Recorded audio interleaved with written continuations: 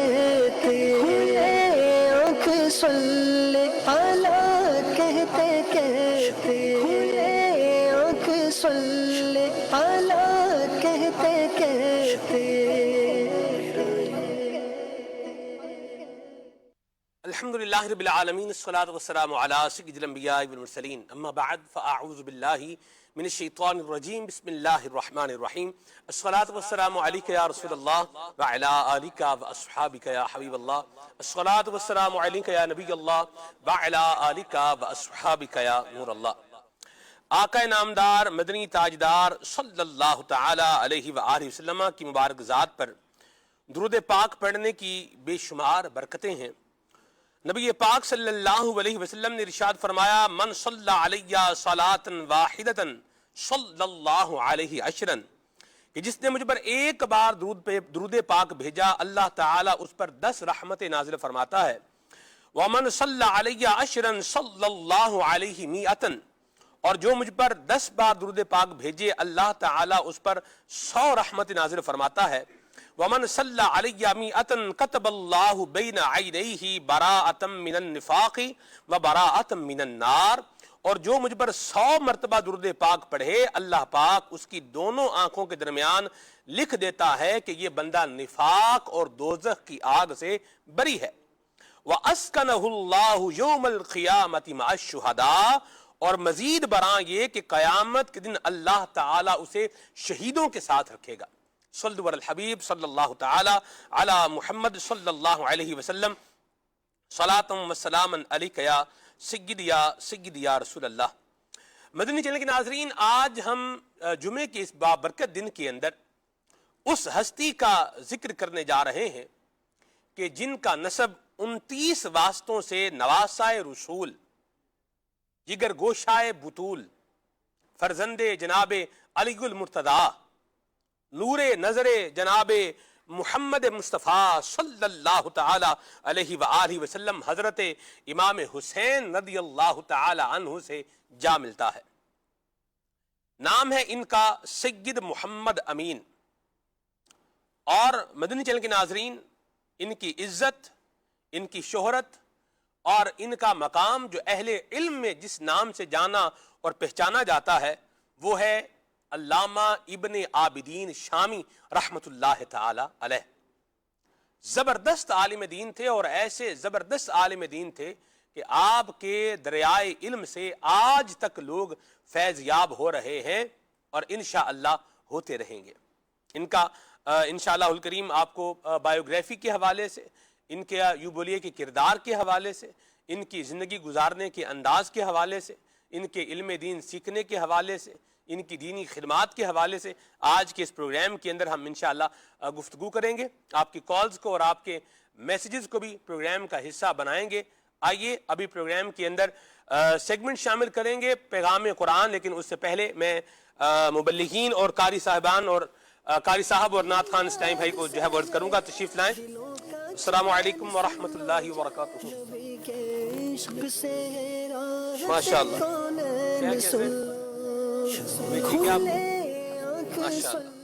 السلام علیکم ورحمۃ اللہ وبرکاتہ۔ سب کیسے ہیں؟ خیریت سے؟ ماشاء اللہ، وعلیکم السلام ورحمۃ اللہ وبرکاتہ۔ الحمدللہ، آپ کیسے ہیں؟ خیریت سے؟ سیگمنٹ شامل کریں گے جی، نام ہے جس کا پیغام قرآن، اور سورہ بقرہ کی آج بھی 2 مبارک آیات کا ترجمہ اور تفسیر سننے کی سعادت حاصل کریں گے۔ سیگمنٹ کی جانب بڑھتے ہیں۔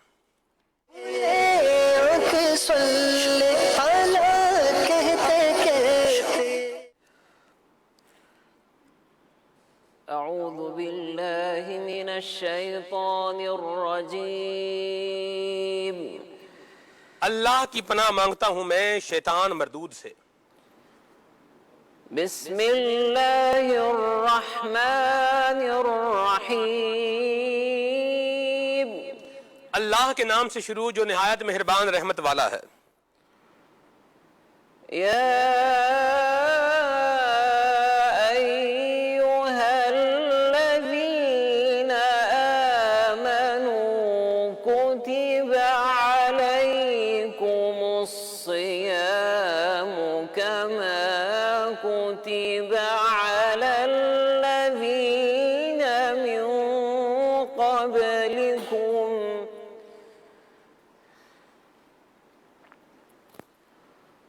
كما كتب على الذين من قبلكم لعلكم تتقون۔ سورہ بقرہ کی آیت نمبر 183 کا ترجمہ ہے، اللہ کریم فرماتا ہے اے ایمان والو تم پر روزے فرض کیے گئے ہیں جیسے تم سے پہلے لوگوں پر فرض کیے گئے تھے تاکہ تم پرہیزگار بن جاؤ۔ آیت مبارکہ کی تفسیر میں بیان کیا گیا ہے کہ اس آیت میں روزوں کی فرضیت کا بیان ہے کہ اے ایمان والو تم پر ویسے ہی روزے فرض کیے گئے ہیں جیسے تم سے پہلے انبیاء کرام علیہم السلام اور ان کی امتوں پر فرض کیے گئے تھے تاکہ تم پرہیزگار بن جاؤ، کیونکہ روزہ شہوت کو ختم کرتا اور نفسانی خواہشات میں کمی لاتا ہے۔ اہم باتیں، نمبر 1، صبح صادق سے لے کر غروب آفتاب تک روزے کی نیت سے کھانے پینے اور ہم بستری سے بچنا روزہ ہے۔ نمبر 2، روزہ بہت قدیم عبادت ہے، حضرت آدم علیہ السلام سے لے کر تمام شریعتوں میں روزے فرض رہے ہیں اگرچہ ان کے دن اور احکام مختلف ہوتے تھے۔ نمبر 3، تقوی کا عمومی معنی یہ ہے کہ عذاب کا سبب بننے والی چیز یعنی ہر چھوٹے بڑے گناہ سے نفس کو بچایا جائے۔ درس، روزوں کی کامل برکت تب حاصل ہوتی ہے جب روزے کے ظاہری آداب کے ساتھ ساتھ اس کے باطنی آداب کو بھی پورا کیا جائے۔ أياما معدودات فمن كان منكم مريضا أو على سفر فعدة من أيام أخر وعلى الذين يطيقونه فدية طعام مسكين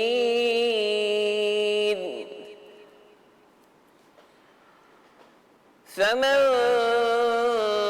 تطوع خيرا فهو خير له وأن تصوموا خير لكم إن كنتم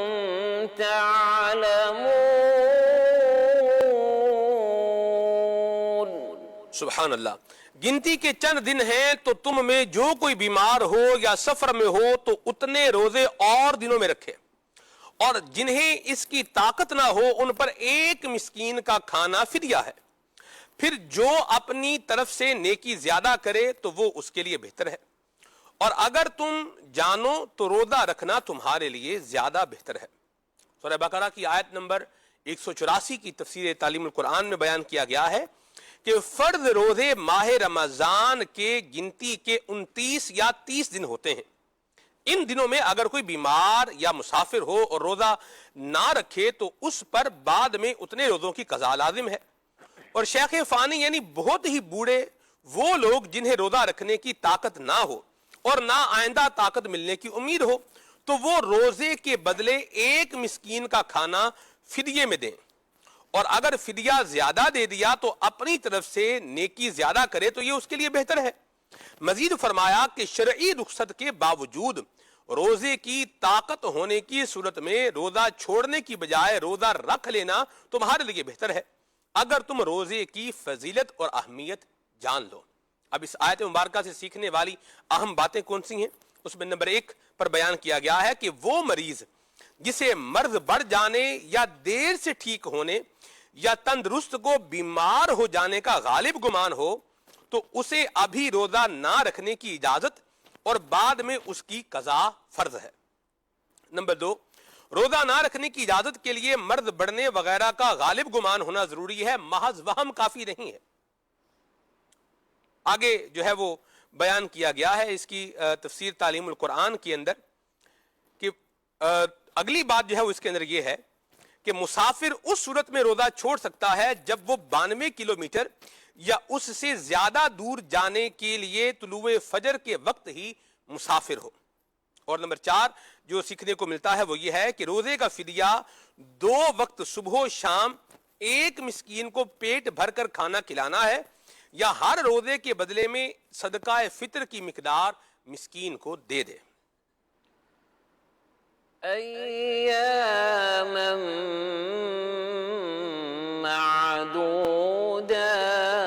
معدودات فمن كان منكم مريضا أو على سفر فعدة من أيام أخر وعلى الذين يطيقونه فدية طعام مسكين فمن تطوع خيرا فهو خير له وأن تصوموا خير لكم إن كنتم تعلمون صدق الله العظيم. سبحان اللہ سبحان اللہ سبحان اللہ. اللہ جل مجدہ الکریم ہمیں خیر سے ماہ رمضان سے ملائے اور اس مقدس اور مبارک مہینے کے روزے رکھنے کی اللہ ہمیں توفیق رفیق مرحمت فرمائے اور ظاہری آداب کے ساتھ ساتھ جو باطنی آداب ہیں ان کو بھی اللہ تبارک و تعالی ہمیں بجا لانے کی توفیق عطا فرمائے آمین. پروگرام کا عنوان اور موضوع میں آپ کو بتا چکا ہوں. ابھی پروگرام کے اندر ایک کلام شامل کریں گے. صلو علی الحبیب صلی اللہ تعالی علی محمد. کرے چارہ سازی زیارت کسی کی کرے چارہ سازی زیارت کسی کی بھرے زخم دل کے بھرے زخم دل کے ملاحت کسی کی کرے چارہ سازی زیارت کسی کی چمک کر یہ کہتی ہے طلعت کسی کی چمک کر یہ کہتی ہے طلعت کسی کی کہ دیدار حق ہے کہ دیدار حق ہے زیارت کسی کی کہ دیدار حق ہے زیارت کسی کی کرے چارہ سازی زیارت کسی کی نہ رہتی جو پردوں میں صورت کسی کی ہاں نہ رہتی جو پردوں میں صورت کسی کی نہ ہوتی کسی کو نہ ہوتی کسی کو زیارت کسی کی نہ ہوتی کسی کو زیارت کسی کی نہ ہوتی کسی کو زیارت کسی کی کرے چارہ سازی زیارت کسی کی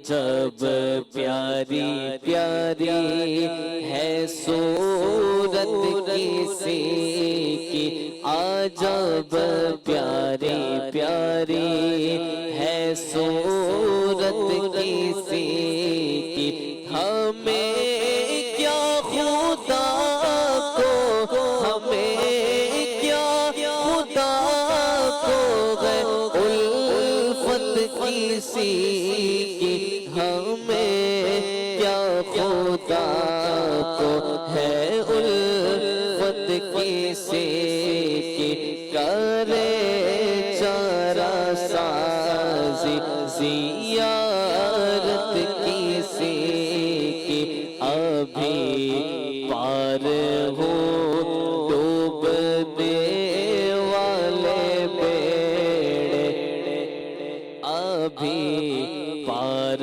ہو ڈوبنے والے بیڑے، سہارا لگا دے، سہارا لگا دے جو رحمت کسی کی، سہارا لگا دے جو رحمت کسی کی، کرے چارہ سازی زیارت کسی کی،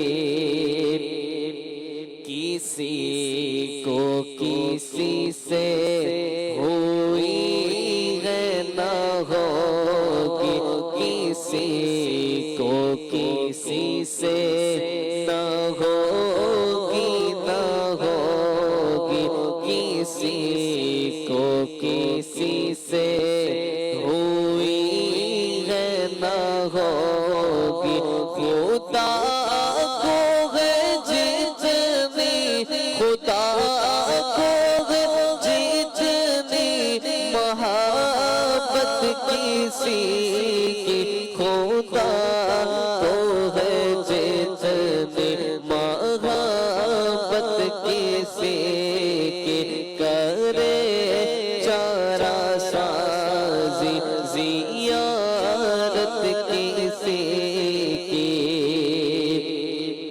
دم حشر آسی مزے لے رہے ہیں، دم حشر آسی مزے لے رہے ہیں، شفاعت کسی کی، شفاعت کسی کی ہے، رحمت کسی کی، شفاعت کسی کی ہے، رحمت کسی کی، کرے چارہ سازی زیارت کسی کی، رہے دل کسی کی محبت میں ہردم، رہے دل کسی کی محبت میں ہردم، رہے دل کسی کی محبت میں ہردم، رہے دل میں ہردم، رہے دل میں ہردم محبت کسی کی، رہے دل میں ہردم محبت کسی کی، خدا کا دیا ہے تیرے پاس سب کچھ، خدا کا دیا ہے تیرے پاس سب کچھ،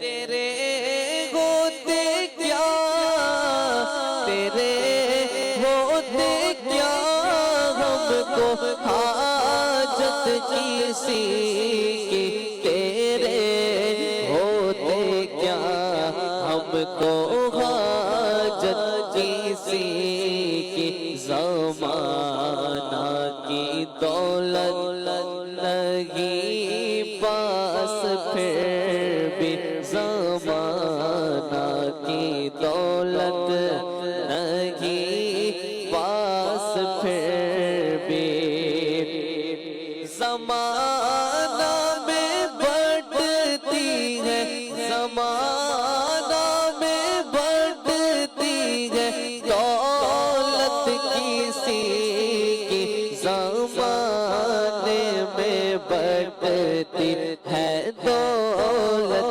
کسی کی ہمارا بھروسہ ہمارا سہارا ہمارا بھروسہ ہمارا سہارا شفاعت کسی کی حمایت کسی کی شفاعت کسی کی حمایت کسی کی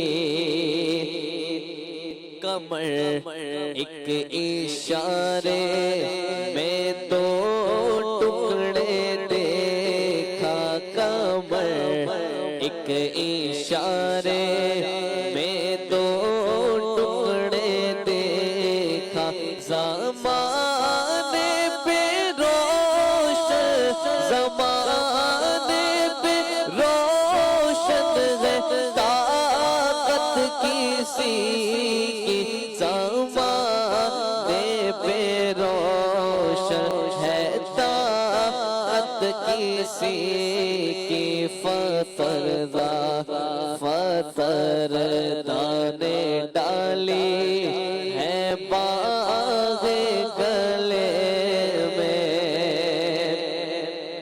فتردہ نے ڈالی ہے باغ گلے میں کہ ہو جائے راضی کہ ہو جائے راضی طبیعت کسی کی کہ ہو جائے راضی طبیعت کسی کی خدا سے دعا ہے کہ ہنگام رخصت خدا سے دعا ہے کہ ہنگام رخصت زبان حسن پر زبان حسن پر ہو مدحت کسی کی زبان حسن پر ہو مدحت کسی کی کرے چارہ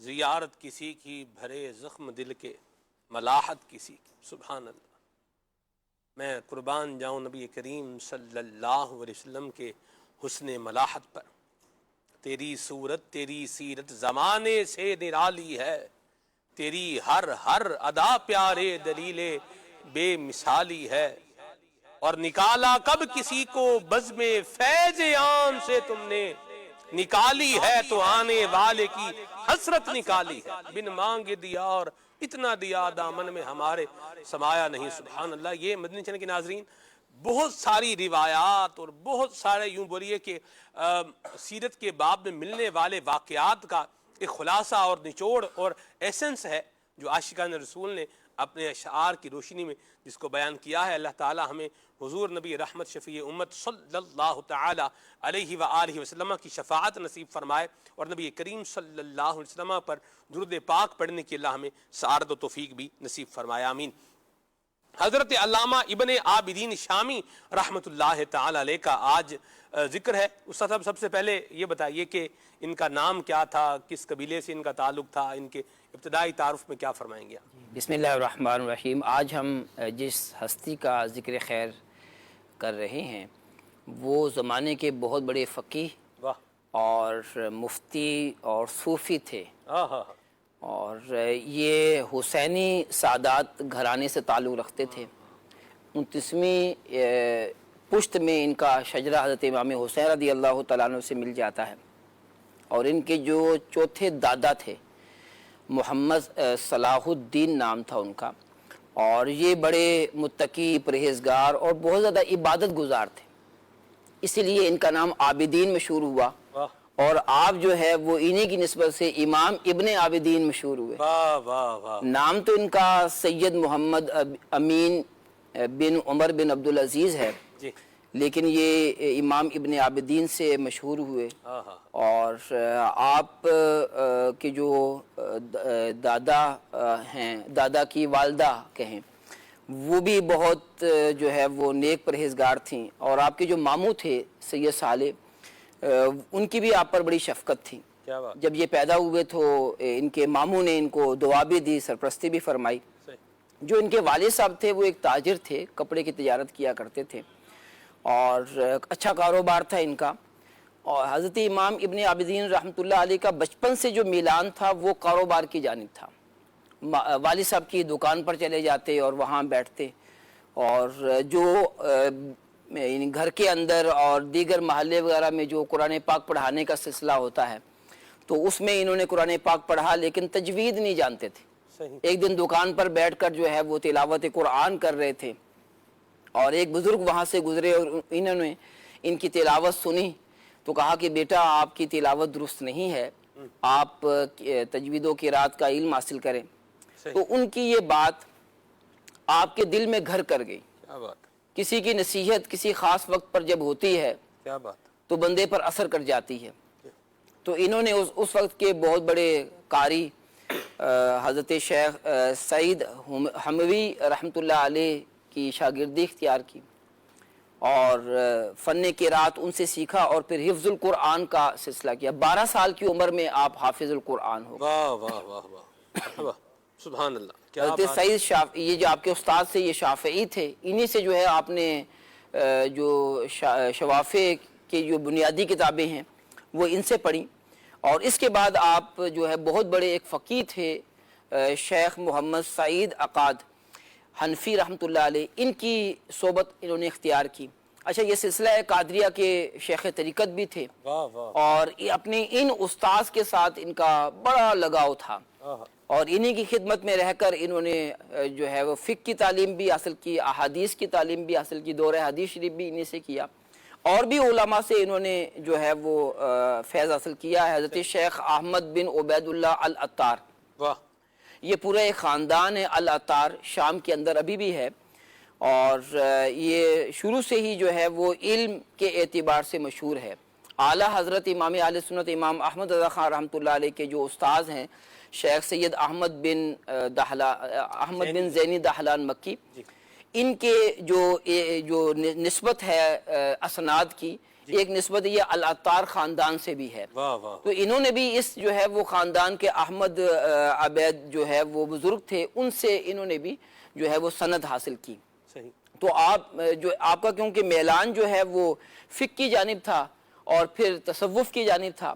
اچھا، قادری سلسلے میں خلافت جو ہے وہ آپ نے اپنے انہی استاذ شیخ محمد شاکر العقاد سے حاصل کی سلسلہ قادریہ کی خلافت، اور جو سلسلہ نقشبندیہ کی خلافت ہے یہ انہوں نے پائی ہے شیخ محمد خالد کردی رحمۃ اللہ علیہ سے۔ کیا بات ہے، شیخ محمد خالد کردی نقشبندی رحمۃ اللہ علیہ عرب کے اندر بہت مشہور ہے، اور 4 واسطوں سے یہ امام ربانی حضرت شیخ سید احمد سرہندی رحمۃ اللہ علیہ، مجدد الافسانی رحمۃ اللہ علیہ، ان سے ان کا شجرہ طریقت مل جاتا ہے۔ واہ واہ واہ، تو ان سے جو ہے وہ انہوں نے خلافت نقشبندی سلسلے میں خلافت بھی پائی، اور یعنی علامہ ابن عابدین شامی نقش بندی مجددی بھی ہیں۔ جی، کیا بات ہے، قادری نقشبندی مجددی۔ واہ واہ واہ، اور پھر یہ شیخ خالد سے آپ کی عقیدت اور محبت کا عالم یہ تھا کہ انہوں نے جب یہ وفات پائی تو امامت بھی جو ہے وہ نماز جنازہ کی شیخ خالد کی انہوں نے کی۔ صحیح، اور اس کے علاوہ جو ہے وہ ان کی شان میں ایک کتاب بھی جو ہے وہ لکھی ہے۔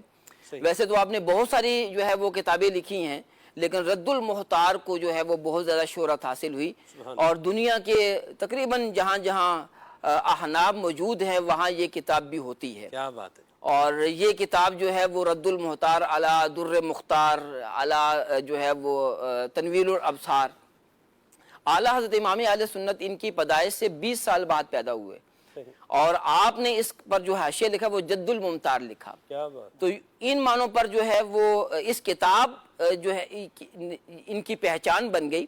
اور جب فقہ کی بات آتی ہے اور جو ہے وہ 12ویں صدی ہجری کی بات 13ویں صدی ہجری کی بات آتی ہے تو یہ جو ہے وہ رد المحتار جو ہے اس کا نام لیے بغیر آپ یوں سمجھیں کہ فقہ کی جو ہسٹری ہے وہ مکمل نہیں ہو سکتی. واہ واہ واہ. اتنی اللہ پاک نے اس کتاب کو شہرت عطا فرمائی. کیا بات ہے. ان کی پیدائش جو ہے وہ 1198 ہجری میں ہوئی اور وفات جو ہے 21 ربیع الاخر 1252 ہجری میں انہوں نے وصال فرمایا ہے. صحیح.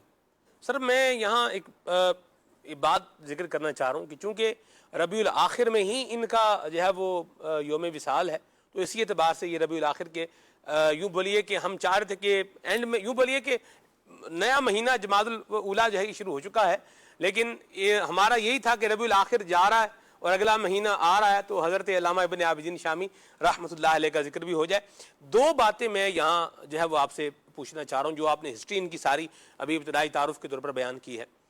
بعض اوقات باپ چاہتا ہے بیٹا یہ بن جائے لیکن بیٹا چاہتا ہے کہ میں یہ نہیں بنوں گا تو یہ ایک کشمکش کی صورت جو ہے وہ بن جاتی ہے.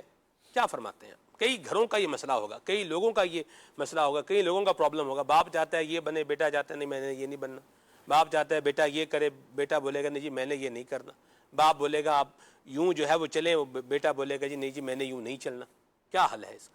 اعلیٰ حضرت امام اہل سنت امام احمد رضا خان رحمۃ اللہ علیہ نے فتاوی رضویہ میں لکھا جس کا خلاصہ کچھ یوں بنتا ہے کہ اللہ پاک نے اس دنیا میں جو جتنے بھی انسان بنائے ہیں تو ان کے ذمے کوئی نہ کوئی کام لگایا ہے. صحیح.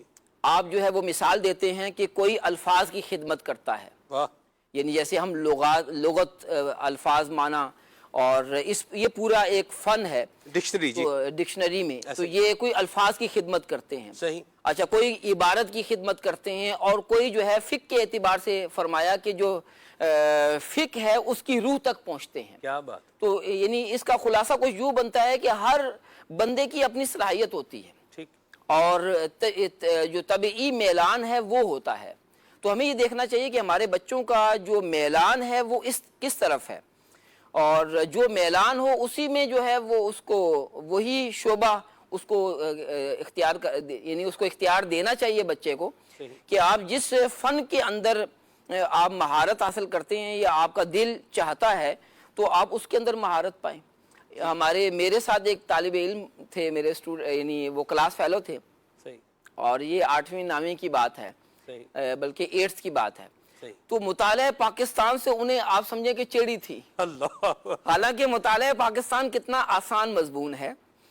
تو اچھا کہ کچھ لوگوں کو میتھ بڑا مشکل لگتا ہے, اسی طرح جو ہے وہ کچھ جو ہے وہ انگلش ان کو یعنی اس طرح کے دیگر جو زبانیں ہیں وہ مشکل لگتی ہیں. اور ضروری نہیں ہے کہ آدمی کا جو ہے دیکھیں یہ ایک ماحول بھی مل بعض دفعہ ماحول بھی مل جاتا ہے کہ بندے کا جو ایک ماحول مل جاتا ہے اور اس ماحول کی وجہ سے وہ ترقی کر جاتا ہے. تو لہٰذا ایک بچے کو ایک ہی اب جو میرے دوست تھے وہ اگرچہ مطالعہ پاکستان کے اندر کمزور تھے لیکن دیگر جو ہے وہ جو سبجیکٹس تھے اس کے اندر بڑے ماہر تھے اور پھر اللہ پاک نے ان کو دنیاوی طور پر بھی بڑا منصب عطا فرمایا اور اس وقت وہ پاک فوج کے اندر ایک اچھے جو ہے وہ منصب پر فائز ہے. تو یوں اگر ان کو مصر کیا جاتا کہ آپ ہسٹری جو ہے اسی کو اختیار کریں تو اس میں تو وہ ناکام ہو جاتے, ہر امتحان میں وہ فیل ہی ہو جاتے. تو اس لیے بچوں کا میلان دیکھنا چاہیے اور پھر اس کے مطابق ان کو وسعت بھی دینی چاہیے, یعنی یوں جو ہے وہ اختیار دیا جائے, چوائس بھی دے. مجھے ایک بات آپ کی گفتگو کے دوران مجھے اندازہ ہوا, آپ نے بالکل صحیح فرمایا, بعض اوقات میلان بھی ہوتا ہے, بعض اوقات جو ہے وہ ایک اٹیچمنٹ بھی ہو جاتی ہے. جیسے مجھے کیمسٹری جو مضمون تھا مجھے بہت پسند تھا, تو ابھی میں آپ کی باتوں میں نے غور کیا ہے تو اس کی مجھے 2 وجوہات لگیں. ایک جو کیمسٹری کے ٹیچر تھے ان سے ایک جو ہے وہ لگاؤ ہو گیا, وہ بڑی محبت فرماتے تھے, ان کا ایک انداز بڑا پیارا سا سادہ سا انداز تھا لیکن بڑا ایک خلوص والا انداز تھا، نمبر 1۔ نمبر 2 جو ہے وہ یہ ہمارے اسکول کی جو لیبارٹری کی چابی تھی یہ ایک میرے پاس بھی تھی، یعنی تو لیبارٹری میں کیا تھا آنا جانا، تو ہمارا جو گورنمنٹ اسکول ہے وزیر آباد میں گورنمنٹ پبلک اسکول ہے جہاں سے میں نے میٹرک کیا، تو اس کی لیبارٹری بہت بڑی لیبارٹری، تو یوں آنا جانا مطلب ہمارا اس میں وہ ہوتا، چابی ہوتی تھی پاس، تو یوں سامان لینے آ رہے ہیں جا رہے ہیں، ہم سائنس کے اسٹوڈنٹ ہی تھے، فزکس کیمسٹری بایو پڑھتے تھے، تو یوں اس سے بھی مجھے لگا کہ یہ جو ہے نا وہ اٹیچمنٹ کیا ہوگی اس کیمسٹری کے مضمون سے کیا ہوگی، زیادہ ہوگی۔ یہ الگ بات ہے، لیبارٹری میں فزکس کا بھی جو ہے نا وہ سامان رکھا ہوتا ہے، بایو سے ریلیٹڈ چیزیں بھی ہوتی ہیں، لیکن شوق بندے کا ڈیولپ ہو جاتا ہے۔ اور مجھے یہ لگتا ہے صاحب والدین بچے کو بچے کو جو ہے وہ کوئی چیز اس کے اوپر پریشر ڈالنے کی بجائے اگر اس کا شوق ڈیولپ کر دے نا تو پھر بھی وہ اپنی منزل کو حاصل کر سکتے ہیں۔ جیسے باپ چاہتا ہے جی میرا بیٹا یہ کرے، جیسے حفظ کرے، بیٹا کہتا ہے میں نے نہیں کرنا، باپ بول دے بیٹا آپ حفظ کرو، آپ کو جو ہے نا میں سائیکل لے کے دوں گا۔ جیسے بچہ کوئی چیز ڈیمانڈ کرتا ہے مجھے یہ لیتے ہیں، آپ حفظ مکمل کریں، جیسے آپ کا حفظ مکمل ہوگا یہ آپ کو مل جائے گا۔ تو یوں اس طرح یعنی بچے کی جو ڈیزائر ہے اس کی تکمیل کو جو والدین کروانا چاہ رہے ہیں اس کے ساتھ اگر اٹیچ کر دیں تو بچے میں وہ شوق جو ہے وہ ڈیولپ کیا جا سکتا ہے۔ اس کے بارے میں کیا فرماتے ہیں؟ جسے اسے حکمت کہیں گے، سبحان اللہ۔ کہ آپ جس بچے کو جس مقام پر دیکھنا چاہتے ہیں تو حکمت عملی اختیار کریں صحیح۔ اور اس کو اس طرف لے جانے کی کوشش کریں، لیکن یہ بھی جو ہے وہ ایک مسلسل کوشش ہے۔ صحیح۔ اگر دیکھیں دو چیزیں ہوتی ہیں، ایک ہوتا ہے کسی چیز کو مسلط کر دینا، حکم دے دینا کہ بس آپ نے یہی کرنا ہے، اور دوسرا یہ ہے کہ آپ اس کو ترغیب دلائیں، ترغیب دلاتے رہیں، اور جو ہے جیسے آپ نے کہا کہ کوئی نہ کوئی حاجت، ضرورت، شوق جو ہے وہ اس کی طرف جو ہے وہ اس کے ساتھ اٹیچ کر دیں تو اس کا شوق جو ہے وہ بڑھے گا۔ اچھا، پھر حوصلہ افزائی بھی ہونی چاہیے کہ جب بچہ پڑھ رہا ہے تو اس کی حوصلہ افزائی بھی کی جائے، اس کی ہمت بندھائی جائے، اور جب تھوڑی ہمت بندھاتا ہے تو وہ بچہ جو ہے وہ کامیاب بھی ہو جاتا ہے۔ اور یہ پوری ایک سائنس ہے بچوں کی تربیت اور بچوں کو آگے جو ہے وہ لے کر جانے کا، تو یہ بھی ہمیں سیکھنے والی باتیں ہیں کہ اگر ہم چاہتے ہیں کہ ہمارا بچہ اس مقام پر آئے اور یہ فیلڈ اختیار کرے تو اس کے لیے مسلسل کوشش کرنا پڑے گی۔ پھر بھی اگر بچہ تیار نہیں ہوتا تو اب جو ہے وہ بچے کو اختیار دینا چاہیے کہ جو آپ چاہیں آپ جو ہے وہ پڑھ لیں۔ ٹھیک ہو گیا جی، یہ بات بھی ہوگی۔ دوسری بات جو آپ کی گفتگو سے میں نے ذہن میں سنبھال کے رکھی ہوئی ہے، آپ دیکھیں علامہ ابن عابدین شامی رحمۃ اللہ علیہ، اس وقت تو علامہ مطلب نہیں تھے، بچپن کا ہی جو ہے وہ عالم تھا، نصیحت کسی نے کی اور اس نصیحت کو قبول کر لیا۔ جی۔ آج اگر ہم ایک طبقے کو دیکھیں تو دو طرح کے لوگ ملیں گے، ایک وہ ہیں جو نصیحت قبول کرنے والے ہیں، اور ایک وہ ہیں جن کو جو ہے نا وہ مرد ناداں پہ کلام نرم و نازک بے اثر کی کیفیت جنہوں نے اپنائی ہوئی ہے، کہ ان کو آپ کچھ بھی کہہ لیں انہوں نے وہی کرنا ہے جو انہوں نے سوچ رکھا ہے یا جو پلان کر رکھا ہے۔ ہم اور جس سے روکا جا رہا ہوتا ہے اکثر وہ ایسی چیز ہی ہوتی ہے، ماں باپ جسے منع کر رہے ہوتے ہیں اور جو نیک صلحاء لوگ جس سے منع کر رہے ہوتے ہیں، وہ وہی شے ہوتی ہے کہ جس سے دنیا کا بھی نقصان ہے آخرت کا بھی نقصان ہے۔ لیکن ذہن بنا لیا نہیں بھائی جو اپنے دماغ میں آ گیا بس یہی کرنا ہے، آپ کچھ بھی بولتے رہیں کرتے رہیں۔ تو یہ نصیحت قبول کرنے والے میں اور نصیحت نہ قبول کرنے والے میں کیا فرق ہے، اور نصیحت قبول کرنے والے کو کیا فائدہ مل سکتا ہے اور نصیحت قبول نہ کرنے والے کو کیا نقصان ہو سکتا ہے؟ دیکھیں، نصیحت کرنے والے کا شکریہ بھی ادا کرنا چاہیے اور نصیحت بالکل قبول کرنی چاہیے کہ یہ نادانی ہے کہ کوئی ہمارے بھلے کے لیے ہمیں کوئی نصیحت کر رہا ہو، ہمیں کوئی مشورہ دے رہا ہو اور ہم وہ مشورہ قبول نہ کر رہے ہوں، جبکہ واقعی اگر وہ ہمارا ہمدرد ہے، اچھا نصیحت کرنے والا ہے تو اس کی نصیحت کو لے لینا چاہیے اور لوگوں کے تجربات سے فائدہ اٹھانا چاہیے۔ ہر بات تجربہ کر کے سیکھنا یہ تو کسی طرح بھی درست نہیں ہے، کیونکہ ایک تنظیمی اٹیچمنٹ بھی ہے اور رب کی رحمت ہے، تنظیمی اسلامی بھائیوں کی صحبت میں بچپن سے ہی جو ہے رہنے کا شرف حاصل ہوا، تو ہمیں ہمارے بڑوں نے یہی سمجھایا کہ جو ہم تجربات سے گزر چکے ہیں ان تجربات کا آپ فائدہ اٹھا لیں، کیونکہ ہمیں یہ تجربات بڑے عرصے کے بعد جو ہے بڑی کوشش اور جدوجہد کے بعد ہمیں یہ حاصل ہوئے ہیں۔ تو ایسا کریں گے تو ایسا ہوگا، ایسا کریں گے تو ایسا ہوگا۔ اگر ہمیں ان تجربات سے ہم فائدہ اٹھا لیں گے تو کامیابی کے منزلیں طے کرتے چلے جائیں گے، ورنہ جب وہ وقت گزر جائے گا تو ہمیں افسوس ہوگا کہ اے کاش ہم ان کی نصیحت پر عمل کر لیتے اور آج ہمارے ساتھ جو حشر ہو رہا ہے وہ نہ ہوتا۔ بالخصوص جو طلبہ ہیں ان کو بعض دفعہ نصیحت کی جاتی ہے، اب وہ جو ہے وہ لا ابالا پن ہوتا ہے اور عقل بھی جو ہے وہ تھوڑی ناقص ہی ہوتی ہے، تو وہ اس کو قبول نہیں کر رہے ہوتے، لیکن جب وقت گزر جاتا ہے تو پھر افسوس کر رہے ہوتے ہیں کہ میں نے اپنا اتنا قیمتی وقت جو ہے وہ یوں ہی جو ہے وہ گزار دیا۔ آج کل موبائل کا ہے، موبائل کا غلط استعمال، اور پھر جو ہے اب میں یعنی بچے بعض دفعہ مختلف انداز سے گفتگو کر رہے ہوتے ہیں۔ ہمارے گھر والوں کے ہی جو ہے وہ محرم ہی ہے، رشتہ داری ہیں، بچہ ہے ایک، تو اس کو ایک دفعہ سمجھا رہے تھے اور جو ہے وہ کوئی صوتی پیغامات کر رہے تھے، فون کر رہے تھے، تو کل ویسے ہی جو ہے وہ بائی چانس مجھے وہ آواز میں نے سنی کہ وہ بچہ کہہ رہا تھا کہ میں ابھی آنٹی میں ابھی گیم میں مصروف ہوں، تو برائے کرم آپ مجھے بار بار کالز نہیں کریں کہ میں ابھی میری یہ مصروفیت۔ دیکھیں یہ بھی ایک ہے کہ جو ہے وہ اس کی آنٹی اسے فون کر رہی ہے سمجھانے کے لیے، اور وہ کہہ رہا ہے کہ میری مصروفیت ہے، میں آپ کی بات نہیں سن سکتا، میں گیم کھیل رہا ہوں۔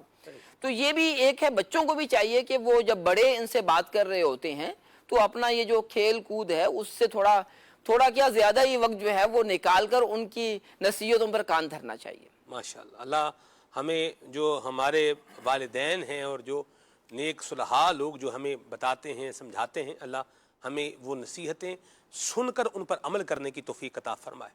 نصیحت سن کر اس پر عمل نہ کرنے سے بعض اوقات اپنا ہی نقصان ہوتا ہے، جس طرح قبلہ رکن شورا علامہ حاجی شاہد اتاری مدنی ادامہ ذلہ نے جو ہے وہ بیان فرمایا ہے، اللہ ہمیں نصیحت ماننے والا بنائے، آمین آمین آمین بجاہ النبی الامین علیہ وعلی آلہ افضل الصلوات والتسلیم۔ واپس آتے ہیں موضوع علامہ ابن عابدین شامی رحمۃ اللہ تعالی علیہ پر۔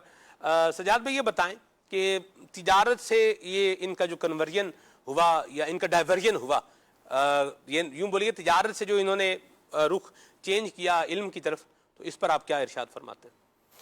بسم اللہ الرحمن الرحیم۔ ماشاءاللہ بڑا خوبصورت تعارف کروایا ہمارے حاجی صاحب نے، رکن شورا نے، اللہ پاک ان کو سلامت رکھے۔ اور اس دوران میں گفتگو اس پر اچھی خاصی ہو چکی ہے کہ یہ ایک نصیحت کرنے والا آیا۔ ایسا صورتحال کیا ہے کہ یہ بچپن سے ہی تجارت کی طرف مائل ہیں، والد صاحب کا پورا سسٹم تجارت کا ہے، بزنس مین ہیں، اور ان کا بھی آنا جانا دکان پر اور وہیں بیٹھنا اور منڈی میں اور نظام۔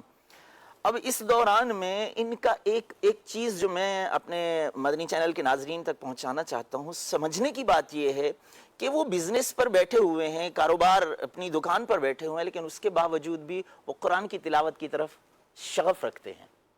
سمجھنے کی بات یہ ہے کہ اگر کسی کا دل قرآن کی طرف لگا ہوتا ہے نا، تو اللہ رب العالمین اس کو ضرور ہدایت کی طرف رہنمائی فرما دیتا ہے۔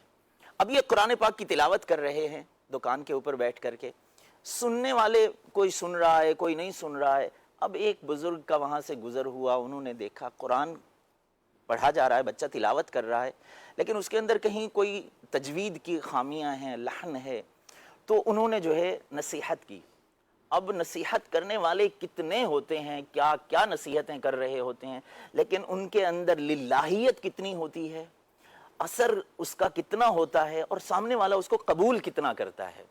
کہ ایک جملہ انہوں نے بولا کہ بیٹے پہلی بات تو یہ ہے کہ آپ کے قرآن پڑھنے میں جو ہے نا لحن ہو رہی ہے، اس کو آپ درست کر لیں۔ لحن یعنی غلطی، یہ قرات کی غلطی کو لحن جو ہے وہ کہا جاتا ہے۔ میں موٹا سا آسان سا کر کے بتاؤں، لحن بعض بندہ قرات میں لحن ہو رہا ہے، لحن پتہ نہیں کیا ہے جی، تو لحن عام طور پر اس کو موٹی سی آسان سی کر کے بات بتائیں تو یہ ہے قرات کے اندر غلطی۔ اچھا، پھر لحن کی دو قسمیں ہوتی ہیں، ایک ہوتی ہے لحن جلی، ایک ہوتی ہے لحن خفی۔ یعنی حروف کی صفات کو اگر بدل رہا ہے، اس کے زیر زبر کو اگر جو ہے وہ بدل رہا ہے، ٹھیک ہے، تو پھر وہ صفات لازمہ کی بات کر رہا ہوں، تو پھر وہ کیا بن جاتی ہے؟ لحن جلی، ٹھیک ہے۔ اور اگر صفات عارضہ میں کہیں غلطی کر رہے، جیسے گناہ تھا، گناہ نہیں کیا، ٹھیک ہے، مد کو جو ہے وہ 4 الف کے برابر لمبا کرنا تھا تو وہ 4 الف کے برابر اس کو لمبا نہیں کیا، تو کچھ حروف کی صفات لازمہ ہوتی ہیں، کچھ صفات غیر لازمہ ہوتی ہیں، ٹھیک۔ عارضہ، تو جی عارضہ کہہ دیں، غیر لازمہ کہہ دیں، دونوں ایک ہی بات ہے اس اعتبار سے، ایک معنی کے اعتبار سے۔ تو اس میں گناہ چھوڑ دیا تو اسے کہیں گے یہ کیا ہے؟ لحن خفی ہے، یعنی چھوٹی غلطی ہے۔ بہرحال قرات کے اندر نہ لحن جلی ہونی چاہیے نہ لحن خفی ہونی چاہیے، بندے کو بڑی غلطی سے بھی بچنا ہے اور کیا کرنا ہے؟ چھوٹی غلطی سے بھی بچنا ہے۔ یہ ایک مضمون مفہوم میں نے کہا چلیں اس کو جو ہے وہ بندہ بیان کر دے۔ اچھا، میں اس کو اپنے اوپر اگر لے کر کے آؤں، میری قرات میں کیا ہے؟ لحن جلی ہے یا لحن خفی ہے؟ میں بڑی غلطیاں کرتا ہوں قرآن پڑھنے میں یا چھوٹی غلطیاں کرتا ہوں؟ یہ فیصلہ کون کرے گا؟ میں خود تو نہیں کر سکتا، کسی کو سنا لیں, ہو جائے گا. سر اب ہم ابراہیم بھائی, قبلہ رکن شورا بھی کئی دفعہ تجربہ ہوا ہوگا ان کو بھی, امیر سنت کے پاس جب بیٹھتے ہیں تو اس پر بھی جو ہے وہ بات ہوتی ہے. مجھے یاد ہے جو ہے وہ یوں ایک سیٹنگ تھی امیر سنت کے ساتھ, امیر سنت کی صحبت میں بیٹھنے کا وقت ملا تو امیر سنت نے بڑی پیاری توجہ دلائی کہ اپنے مخارج اور اپنی جو ہے وہ نماز کا جو یہ ہے ہمیں ایک دفعہ ٹیسٹ پھر جو ہے دے دینا چاہیے, اس کو ریوائز کر لینا چاہیے. بعض اوقات روٹین میں آ کے بندہ کیا کر لیتا ہے, چلتے چلتے چلتے چلتے تھوڑا یوں ٹرن کر لیتا ہے اور پتہ ہی نہیں چلتا کہ بھئی آگے معاملہ کہاں جا رہا ہے. پڑھنے کے اعتبار سے میں بتا رہا ہوں تو کچھ میں کمی ہو جاتی ہے, یوں بولیے کوئی حروف کی ادائیگی میں کیا ہو جاتی ہے, کمی رہ جاتی ہے. تو یہ ہمیں چیک کروانا چاہیے. اور یہ کون چیک کرے گا؟ یہ وہی چیک کرے گا کہ جس کو صحیح پڑھنا آتا ہو, ایک کوالیفائڈ, ایک پڑھے لکھے جو ہے وہ قاری سے جس نے تجوید و قرات کا علم حاصل کر رکھا ہے, جو قرآن کریم کو درست پڑھنا جانتا ہے, تو اس کو سنائیں گے تو انشاءاللہ الکریم کیا ہوں گی, ہماری غلطیاں سامنے آ جائیں گی اور ان غلطیوں کو دور کر کے جب قرآن پڑھیں گے تو انشاءاللہ قرآن کی برکتیں ملیں گی. کیا فرماتے ہیں ابراہیم بھائی؟ بسم اللہ الرحمن الرحیم. جی سلمان بھائی بہت اچھی توجہ دلائی ہے آپ نے.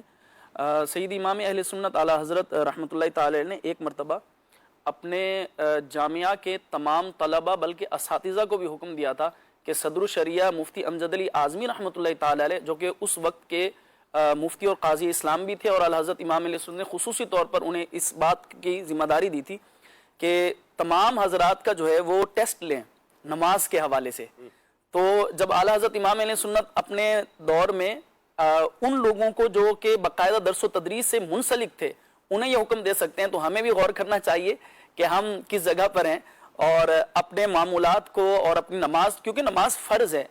سلمان بھائی آج کل غفلت اس قدر ہے, لوگ جو ہے نا وہ اس کو یوں کہہ لیتے ہیں یار اللہ کی نماز ہے, اللہ ہی قبول کرے گا, حالانکہ اسے درست پڑھنے کا حکم بھی تو اللہ پاک نے بات ٹھیک ہے, جی بات ٹھیک ہے, نماز بھی اللہ پاک کی ہے, قبول بھی کون کرے گا؟ اللہ پاک کرے گا. لیکن یہ کہنے کے بعد جو آگے کام کر رہے ہیں نا, جی وہ کام درست نہیں ہے. اس کام کو بھی کیا کر لیں, جب اتنی صحیح بات کر رہے ہیں تو وہ جو غلط کام ہے اس کو غلط رکھنے پر اور اس پر جو ہے وہ کمپرومائز کرنے کے بجائے اس غلط کو بھی کیا کر لیں, صحیح کر لیں. جی تو ہمیں غور کرنا چاہیے, نماز ایک جو ہے وہ اہم فرض ہے, تو اس کو اگر ہم درست طریقے سے ادا نہیں کریں گے تو پھر غلطیاں ہی کرتے رہیں گے. تو اللہ پاک ہمیں اس کی جو ہے وہ سمجھنے کی توفیق عطا فرمائے. بڑے بڑے علماء کو کے اگر ہم واقعات کو دیکھیں تو ان کی زندگی کا جو ٹرننگ پوائنٹ ہے نا وہ ایسا ہی ہے کہ کسی نے توجہ دلائی ہے, صحیح, کسی نے جو ہے وہ رخ پھیرا ہے کہ آپ جو ہے وہ اس میدان کے اندر جو ہے وہ آ جائیں, اس میدان میں آپ آگے بڑھیں, اس کے اندر محنت کریں, اس میں جو ہے وہ آگے بڑھیں تو انشاءاللہ پھر آپ آگے نکل جائیں گے. اور پھر ایسا ہوا بھی کہ پھر وقت نے یہ ثابت کیا کہ وہ اس میدان کے بڑے بڑے شاہ سوار بنے. حضرت امام شامی رحمۃ اللہ تعالی علیہ, علامہ ابن عابدین شامی رحمۃ اللہ تعالی علیہ کی سیرت پر ہم بات کر رہے ہیں, تو یہ آپ کی زندگی کا ایک ٹرننگ پوائنٹ تھا کہ ایک نصیحت نے انہیں کیا سے کیا بنا دیا. وہ تجارت کے لیے ایک منڈی میں بیٹھے ہوئے ہیں, ایک بازار میں بیٹھے ہوئے ہیں, اور ایک نصیحت نے ان کی زندگی کو کیسا بدل دیا کہ وہ شیخ القرآ حضرت سعید حموی کے پاس آئے, وہاں سے جو ہے وہ قرات حاصل کی, پھر فقہ شافعی پڑھی, پھر اس کے بعد حضرت محمد شاکر العقاد کے پاس پہنچے, وہاں سے فقہ حنفی پڑھی, اس کے بعد حضرت سعید حلوی کے پاس پہنچے, حضرت سعید حلوی کے پاس پہنچے, اور پھر ان سے جو علم دین کے منازل طے کیے. تو یہ بتدریج جو آپ آگے بڑھتے رہے تو وہ ٹرننگ پوائنٹ جو آپ کی زندگی کا تھا نا وہ ایک نصیحت تھی. تو بسا اوقات کسی کی ایک اچھی نصیحت, اساتذہ کرام جو بچوں کو پڑھاتے ہیں انہیں بھی اس پر غور کرنا چاہیے کہ بسا اوقات کسی بچے کے اندر ایک صلاحیت موجود ہوتی ہے, استاد دیکھ رہا ہوتا ہے کہ اگر اس معاملے میں اس کی رہنمائی کر دی جائے, اسے آگے بڑھا دیا جائے. ہمیں بھی ہمارے اساتذہ نے جو ہے وہ یوں نصیحتیں فرمائی تھیں, تو بسا اوقات استاد کی نصیحت, کسی بزرگ کی نصیحت بہت کام آتی ہے اور وہ بندے کے لیے زندگی کا ایک ٹرننگ پوائنٹ بن جاتی ہے, اور بندہ جو ہے وہ پھر اس کے اندر آگے بڑھ جاتا ہے. اللہ عمل کرنے کی بھی توفیق عطا فرمائے. بات عمل سے ہے. وہ کہتے ہیں کہ وہ ایک شعر ہے ڈاکٹر اقبال کا, وہ کہتے ہیں کہ عمل سے زندگی بنتی ہے جنت بھی جہنم بھی. یہ ایک ان کے شعر کا کیا ہے, ایک مصرع ہے کہ عمل جب کرے گا, اچھے عمل کرے گا تو جنت میں جائے گا, برے عمل کرے گا تو پھر کیا ہے, آگے جہنم میں جائے گا. تو بہرحال بات سن کر, نصیحت سن کر, اس کو مان کر اس پر عمل کرے گا تو خیر پائے گا. یہ بتائیں ابراہیم بھائی, ان کے والد صاحب کا کیا کردار تھا اور کیا شفقت کا معاملہ تھا ان کے ساتھ؟ سلمان بھائی, وہ آپ گفتگو فرما رہے تھے کہ والدین کا ایک بڑا اثر و نفوذ ہوتا ہے صاحبزادے بچی کی تربیت کے اندر اور آگے بڑھانے میں.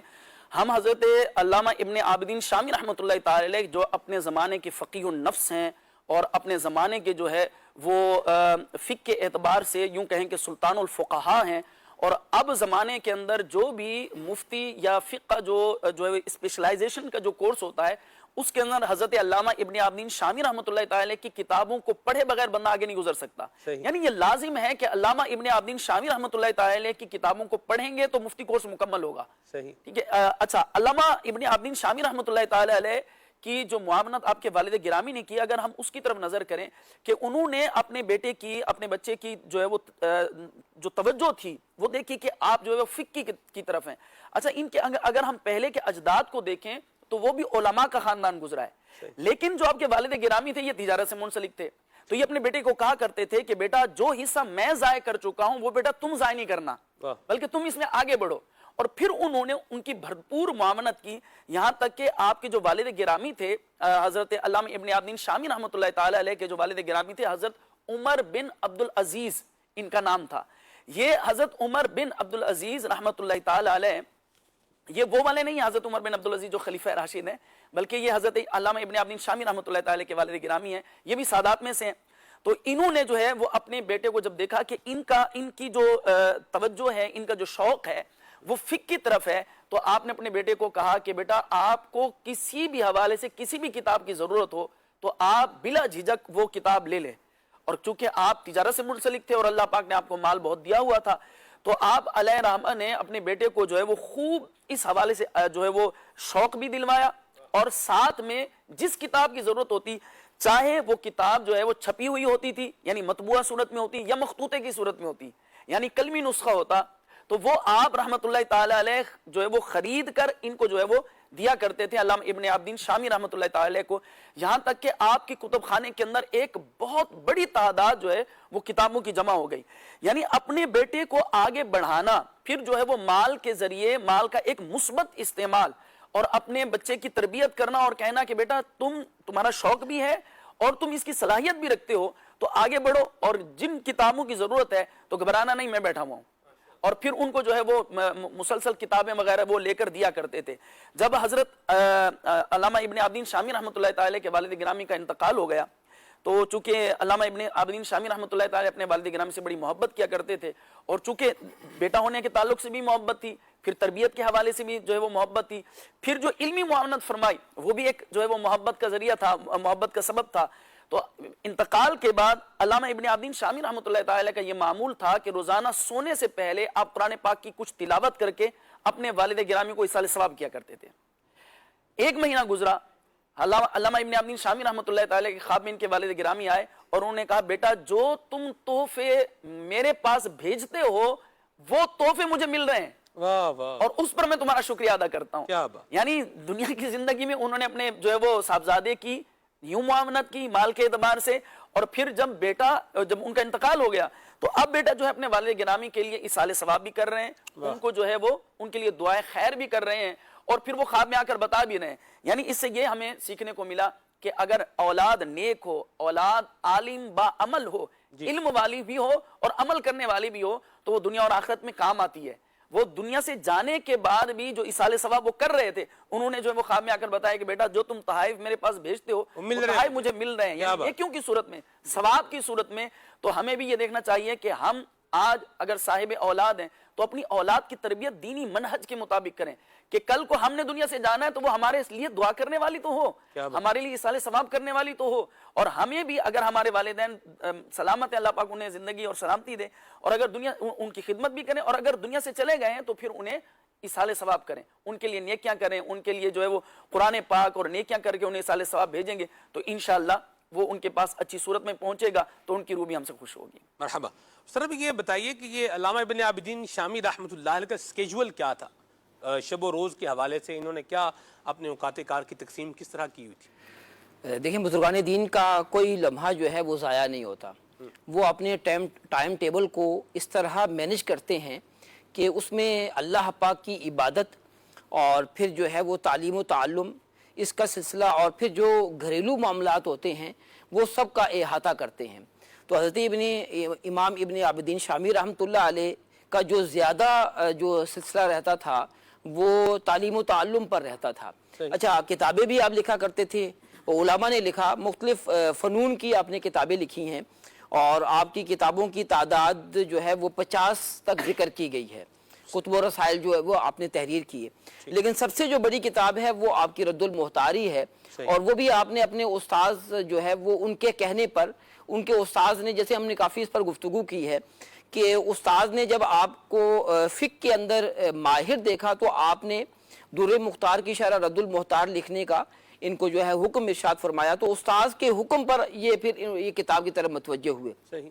اور اس وقت جو ہے یہ کتاب جو ہے وہ 20 جلدوں یا اس سے جو ہے وہ زیادہ جلدوں پر اس پر مزید تحقیق جو ہے وہ اس پر ہوئی اور یہ شائع ہوئی ہے. تو بہرحال آپ کا جو ہے وہ تدریس کے لیے ایک وقت ہوتا اور تصریف و تالیف کے لیے ہوتا، پھر عبادت کی طرف بھی جو ہے وہ اپنا وقت جو ہے وہ صرف کیا کرتے تھے. یوں انہوں نے اپنے زندگی کو تقسیم کیا ہوا ہے. اچھا، ہمارے معاشرے میں اگر ہم نظر دوڑاتے ہیں تو لوگ جو ہے وہ کہتے ہیں جناب جاب کرنی ہوتی ہے، کاروبار کرنا ہوتا ہے، ہماری یہ مصروفیت ہے، ہماری وہ مصروفیت ہے، سوشل لائف ہے، اور اس میں پھر جو ہے وہ ہم دیکھتے ہیں کہ وہ عبادت کی طرف سے جو ہے وہ کمزور ہوتے ہیں، جبکہ جو ہے وہ اللہ پاک کی جو عبادت ہے تو کرنی ہی کرنی ہے، کہ ہم اس دنیا میں آئے ہی اللہ تعالیٰ کی عبادت کے لیے ہیں. تو یہ آدمی کی زندگی کے اندر اعتدال ہونا چاہیے. ایسا نہ ہو کہ دنیاوی مشاغل میں اس طرح جو ہے مصروف ہو گئے دنیاوی کاموں کے اندر کہ اللہ پاک کی عبادت سے جو ہے وہ غافل ہو گئے. تو یہ اگر معتدل زندگی ہوگی، ٹائم ٹیبل ہوگا، تو اللہ پاک جو ہے وقت میں برکت بھی فرمائے گا. اچھا، بعض لوگ کہہ رہے ہوتے ہیں کہ وقت گزرتے پتہ ہی نہیں چلتا، اور جو ہے وہ ہم کئی کام کرنا چاہتے ہیں لیکن نہیں کر پاتے.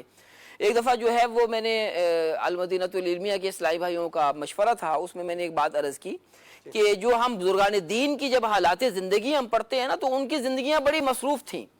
اسی مصروف زندگی کے اندر ہی انہوں نے جو ہے وہ اپنا جیسے کتابیں لکھنے والا کام ہے تو وہ اسی مصروف زندگی میں سے جو وقت نکالا. تو ایسے ہی ہوتا ہے کہ ہم نے جب کوئی اہم کام کرنا ہوتا ہے تو اس مصروف زندگی میں سے وقت نکال کر وہ کرنا ہوتا ہے. تو یہ تبھی ہو سکے گا کہ جب اس کام کی اہمیت ہمارے پیش نظر ہوگی.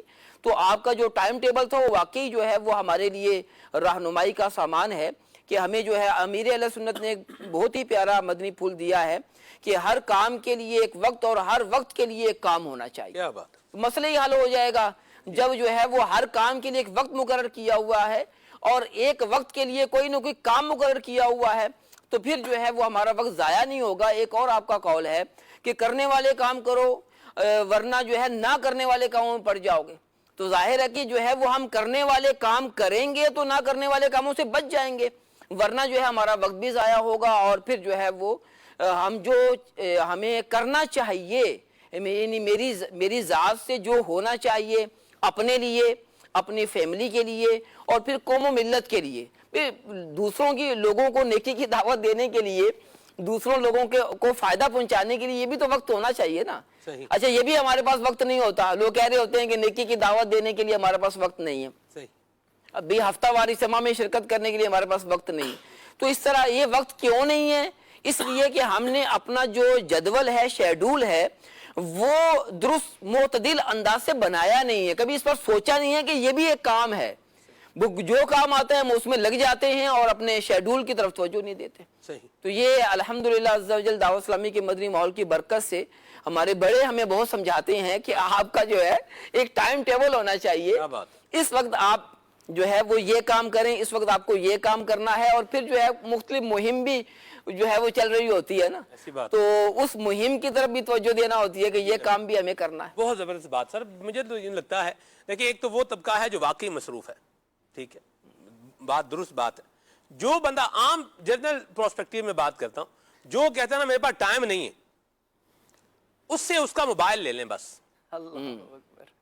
پتہ چل جائے گا کہ ٹائم ہے کہ ٹائم نہیں ہے، یعنی کلیئر ہو جائے گا.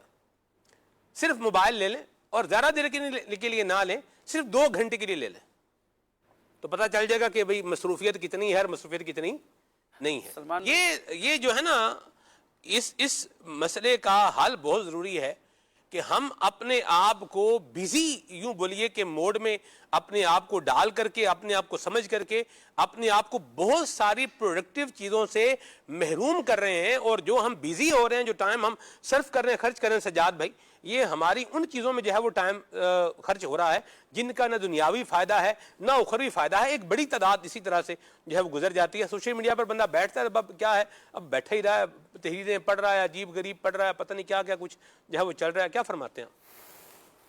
جی سلمان بھائی آپ صحیح فرما رہے ہیں.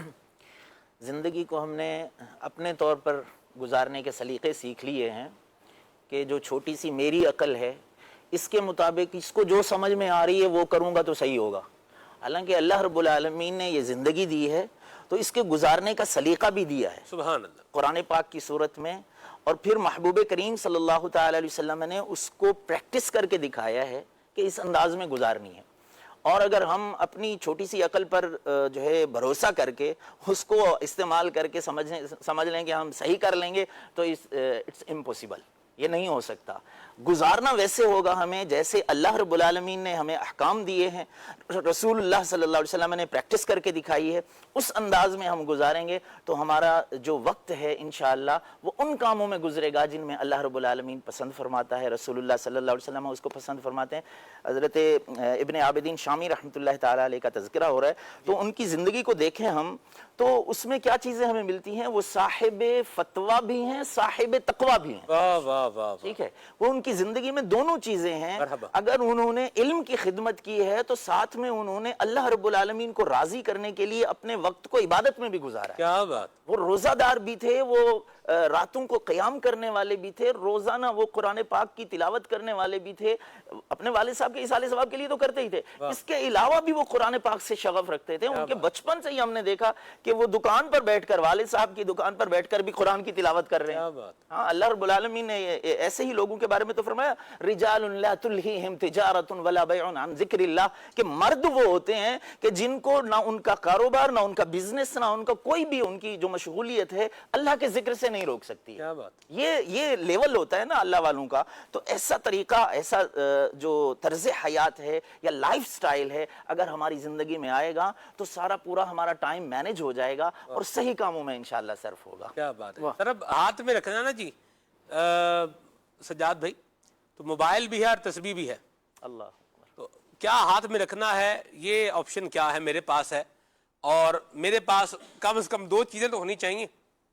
موبائل بھی ہونا چاہیے, موبائل تو ہوتا ہی ہے, ہونا کیا چاہیے, میں بولوں نہیں ہونا چاہیے تو بھی کیا ہے ہی ہے. ٹھیک ہے, دیکھیں موبائل کا یوز پازیٹیو ہے, نیگیٹو کیا ہے, نیگیٹو ہے. ہم پازیٹیو یوز پر تو نیگیٹو کلام ہو ہی نہیں سکتا نا, پازیٹیو بات پر نیگیٹو بات نہیں ہو سکتی, یہ کلیئر کٹ بات ہے. جو نیگیٹو ہے اسی کے اوپر نیگیٹو کمنٹ ہوگا, اور جو پازیٹیو پر نیگیٹو کمنٹ کرتا ہے اس کے اپنے یوں بولیے کہ یہاں عقل کا, سمجھ کا, کم علمی کا, جہالت کا ایک بہت بڑا کیا ہوتا ہے عمل دخل ہوتا ہے کہ بندہ پازیٹیو بات ہوتی ہے اس پر بھی کیا کرتا ہے, نیگیٹو جو ہے نا لے کر کے آ جاتا ہے. تو اللہ ہمیں حسن ظن رکھنے کی بھی توفیق عطا فرمائے. حسن الظن من حسن العبادہ, حسن ظن بہترین عبادت میں سے ہے. بہرحال یہ تو چلے ایک دوسرے وے پر جو ہے وہ بات جا رہی ہے, لیکن ہم جہاں سے چلے تھے وہ یہ تھا کہ موبائل اور تسبیح یہ دونوں ہاتھ میں ہوں تو آپ تسبیح ہاتھ میں رکھیں گے تو ذکر اللہ ہوگا, اور موبائل ہاتھ میں رکھیں گے تو پھر سجاد بھائی موبائل ہی ہوگا, اور کیا ہوگا. میں تو کہتا ہوں آپ دو چار اپنی جو ہے نا وہ اس کی موبائل کی جو یوں ایک آتی ہے پروگریس بھی وہ دیتا ہے, ویکلی رپورٹ بعض اوقات کچھ موبائل میں فیچر ہوتے ہیں, وہ دیتا ہے کہ آپ نے اس ہفتے میں کتنی مرتبہ کتنے ٹائم کے لیے کون سی ایپ جو ہے وہ یوز کی ہے, تو وہ سارا بتا رہا ہوتا ہے. اچھا, آپ بیٹری یوزج کو اعتبار سے بھی اگر آپ اس کو چیک کریں نا تو بعض موبائل یہ بھی بتا دیتے ہیں کہ آپ کے موبائل کی بیٹری یہ والی جو اپلیکیشن ہے اس نے اتنے % آپ کی بیٹری کو کیا کیا ہے, یوز کیا ہے. اس مینز کہ اتنی دیر وہ کیا کر رہے ہیں, آپ اس کو استعمال کر رہے ہیں. تو ان چیزوں پر اگر ہم غور کر لیں کہ ہمارا ٹائم کہاں کہاں ویسٹ ہو رہا ہے, وہ ویسٹیج اگر جو ہے وہ روک دیں تو یوں بولیے کہ پروڈکٹیوٹی کی طرف ہمارا سفر جو ہے یہ کنٹینیو ہو سکتا ہے. سجاد بھی کیا فرماتے ہیں اس میں؟ ایسا ہی ہے. اچھا, موبائل کے حوالے سے آپ ارشاد فرما رہے ہیں بڑی ایک خوبصورت بات کہ موبائل جو ہے اس کو یہ دیکھیں کہ اس کے اوپر آپ کچھ بھی کر رہے ہیں, کوئی گیم کھیل رہے ہیں, کوئی ویڈیو دیکھ رہے ہیں, کوئی بھی آپ نے اس کے اوپر اپلیکیشن کھولی ہوئی ہے, تو اس کا ایکچوئل کام کیا ہے, یہ بنایا کس وجہ سے گیا تھا, اس کی مینوفیکچرنگ کیوں ہوئی ہے, وہ ہے کال. تو جب بھی کال آتی ہے وہ کچھ بھی آپ کے پاس اوپن ہو سب کچھ بریک، سب سے پہلے اوپر کیا آ جاتا ہے؟ کال آیا کالنگ. کہ یہ اس کا جو ایکچوئل کام ہے، اس کی جو مینوفیکچرنگ کی وجہ ہے، جو اس کا سبب ہے وہ ہے کالنگ. تو اس کو وہ کیا کرتا ہے؟ پریورٹی دیتا ہے، اہمیت دیتا ہے. ایسے ہی ہم اگر اپنی ذات کے اندر دیکھیں ہم کس وجہ سے بنائے گئے ہیں، ہماری مینوفیکچرنگ کیوں ہوئی ہے.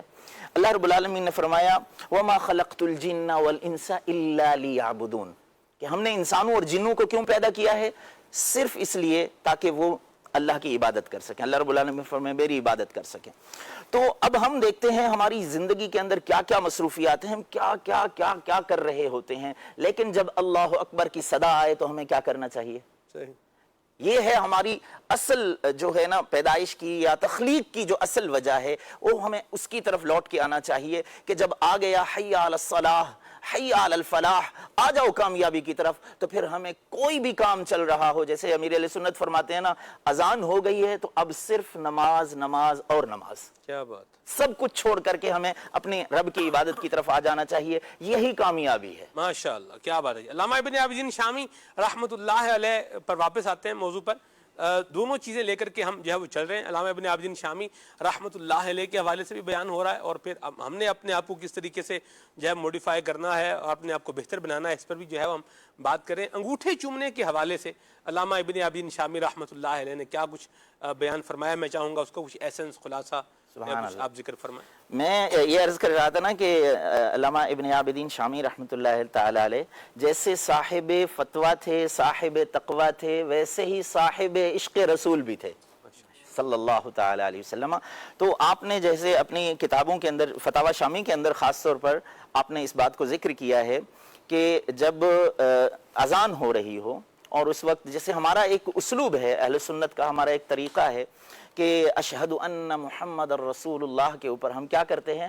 لفظ محمد پر صلی اللہ علیہ وسلم انگوٹھوں کو کیا کرتے ہیں؟ ہم چومتے ہیں، آنکھوں پر لگاتے ہیں. تو اس حوالے سے علامہ ابن عابدین شامی رحمۃ اللہ تعالی علیہ نے یہ ایک جملہ ارشاد فرمایا ہے کہ پہلی دفعہ جب اشہد ان محمد الرسول اللہ سنا جائے تو صلی اللہ علیہ کا یا رسول اللہ پڑھا جائے، اور دوسری مرتبہ جب آپ سنیں تو آپ کہیں قرۃ عینی بک یا رسول اللہ. اس کا مطلب کیا ہے؟ قرۃ عینی بک یا رسول اللہ کا مطلب یہ ہے کہ یا رسول اللہ صلی اللہ تعالی علیہ وسلم آپ کی ذات سے میری آنکھوں کی ٹھنڈک ہے. یہاں پر میں ایک تفسیر کے حوالے سے نا ایک خوبصورت بات آپ کی بارگاہ میں عرض کر اپنے ناظرین، مدنی چینل کے ناظرین تک پہنچانا چاہتا ہوں کہ جو بندہ یہ کہتا ہے نا قرۃ عینی بک یا رسول اللہ، اس کو ملتا کیا ہے؟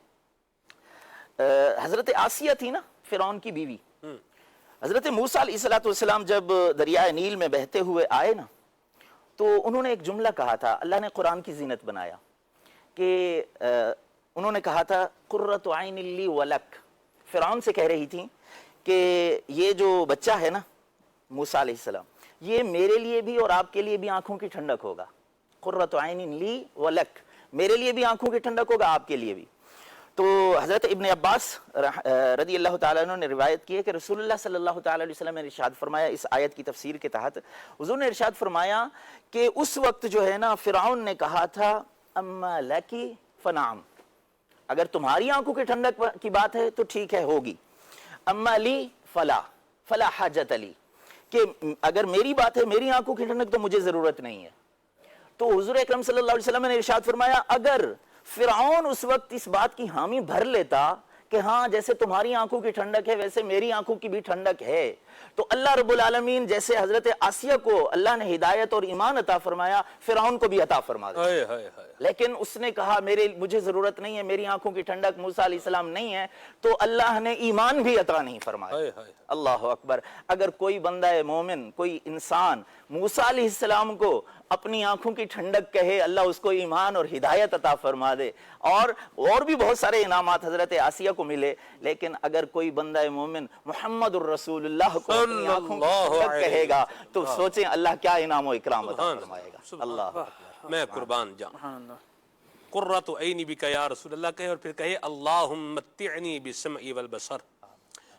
تو حضور صلی اللہ علیہ وسلم جنت کی طرف اس کے قائد ہوں گے. اللہ اللہ اللہ میں قربان جاؤں. سبحان اللہ. نبی پاک صلی اللہ تعالی علیہ وآلہ وسلم کا نام مبارک جس نے چوما ہے، آنکھوں سے لگایا ہے، اس پر اللہ تبارک و تعالیٰ نے بڑا کرم فرمایا ہے.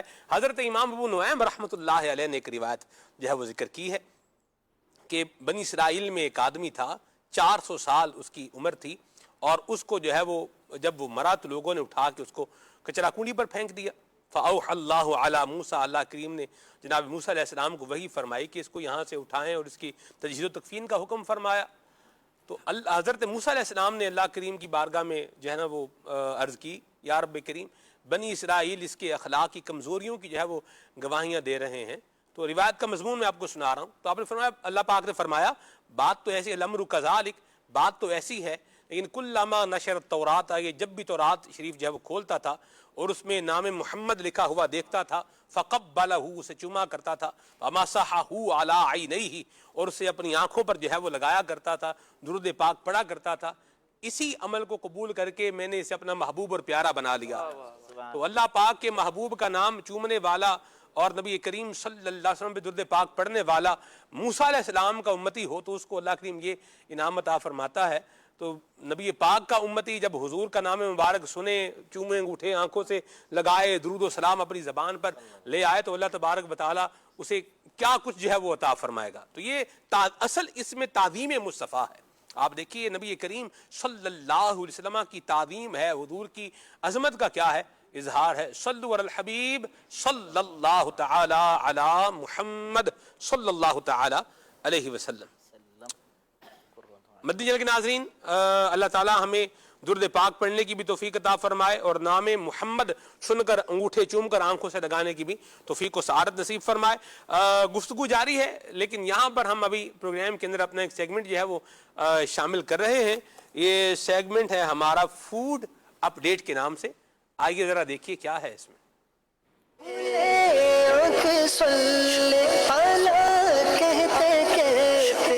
صلو علی الحبیب صلی اللہ علی محمد صلی اللہ تعالی علیہ وآلہ وصحبہ وسلم. مدنی چینل کے ناظرین, فوڈ اپڈیٹ سیگمنٹ لیے ایک بار پھر حاضر ہیں. آج بھی ہم فروٹ منڈی میں ہیں اور میری دونوں طرف آپ دیکھ رہے ہوں گے فروٹ کی پیٹیاں رکھی ہوئی ہیں.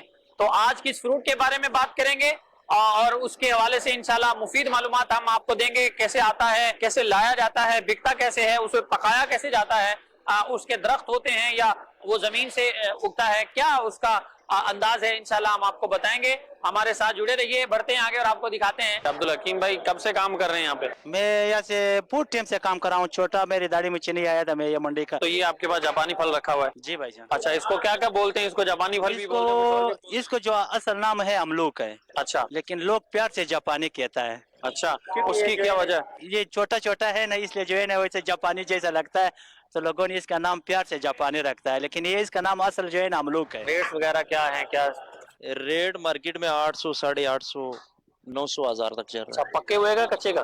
کچے کا. کچے کا. تو پکا ہوا کس حساب سے ملتا ہے؟ پکا بھی یہ ورائٹی ہے, کوئی 2.5 دانہ 3 دانہ, ان کے سے ریٹ ہیں. 2.5 دانہ 3 دانے کا کیا مطلب ہے, کوئی سمجھا؟ یہ 2.5 دانہ لگا ہوا آگے جو ہے, اس میں 2 لائن ہوتا ہے, ایک آدھا لائن لگاتا ہے. اچھا, 2 لائن اور آدھا لائن ہوتا ہے, اسے آپ 2.5 دانہ کہتے ہیں. پھر اس کے اعتبار سے ریٹ بھی مختلف ہو جاتا ہے. جی ہاں, اس کا ہو جاتا تو اس کا درخت کتنے عرصے تک پھل دیتا ہے؟ 2 مہینے تک ہوتا ہے, 2 مہینے تک پورا سیزن ہوتا ہے. یہ آپ کے اپنے باغات ہیں یا کچھ اپنے, کچھ بیپاری وغیرہ ہمارے ساتھ ہیں. پورے باغات ہوتے ہیں؟ پورے باغات. یہ وہیں سے آپ منگاتے ہیں؟ وہیں سے آتا ہے تو ڈائریکٹ. یہ ٹوٹل کچا مال آپ کے پاس ہوتا ہے؟ کچا آتا ہے اکثر, گاڑی میں پکا مال نہیں آ سکتا, خراب ہو جاتا ہے, دب جاتا ہے گاڑی میں. ریٹ مختصر ہوتا ہے. ابھی یہ چھوٹا کارٹن 650 700 750 تک ہے, بڑا چکور کارٹن 850 9 ہزار تک ہے. اچھا, چکور کارٹن کون سا ہے؟ یہ چھوٹا والا ہے, اس میں ہوتا ہے یہ 5 4.5 5 کلو تک ہوگا. تو یہ سارا جو آپ نے رکھا ہوا ہے بیچنے کے لیے بکے؟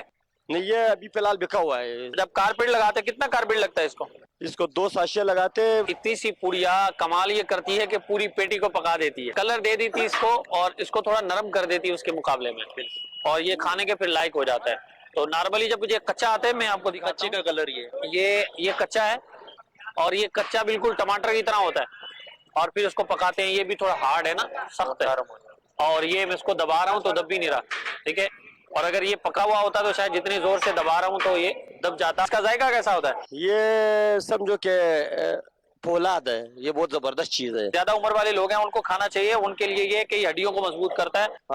और ये इसके साथ साथ खून की सफाई होती है, मैदे की सफाई भी होती है। 2 से 3 काफी है क्योंकि ये इसकी तासीर गर्म होती है। इसके पौधे होते हैं, दरख्त होते हैं। नहीं, इसका दरख्त होता है पूरा, जैसे सेब का, आम का, खीनों का, ऐसा पूरा दरख्त होता है। पूरे पाकिस्तान में मैं स्वाद से अलावा KPK से अलावा और जगह मैंने ये फल नहीं देखा है। तो जो ऐसा काम करते हैं कि ऊपर सही होता है नीचे गलत, मतलब जाने दो सब। बस इन लोगों से गुजारिश है, ख्याल करें गरीब आवाम का, 2 नंबरी अच्छी नहीं होती, अल्लाह को तो भी जवाब देना। धोखे से माल तो बिक जाता है लेकिन बरकत खत्म हो जाती है। चले इसमें इस बात में खास जो है वो एहतियात करनी चाहिए कि झूठ ना बोले, जहाँ भी हो सच्चाई से काम लें। झूठ बोल कर भी बेच लेंगे तो क्या वो हराम काम करके अपना पेट पालेंगे, फिर बच्चों को खिलाएंगे, तो फिर वो बच्चे वो बड़े होकर क्या करेंगे? ये सब कुछ क्या है? अल्लाह पाक की नेमतें। तो अल्लाह पाक की जब कोई नेमत मिले तो फिर क्या करना चाहिए बंदे को? शुक्र अदा करना चाहिए हर हाल में। अल्लाह ने आपको दिया है तो आप ये ईमानदारी से काम करना चाहिए।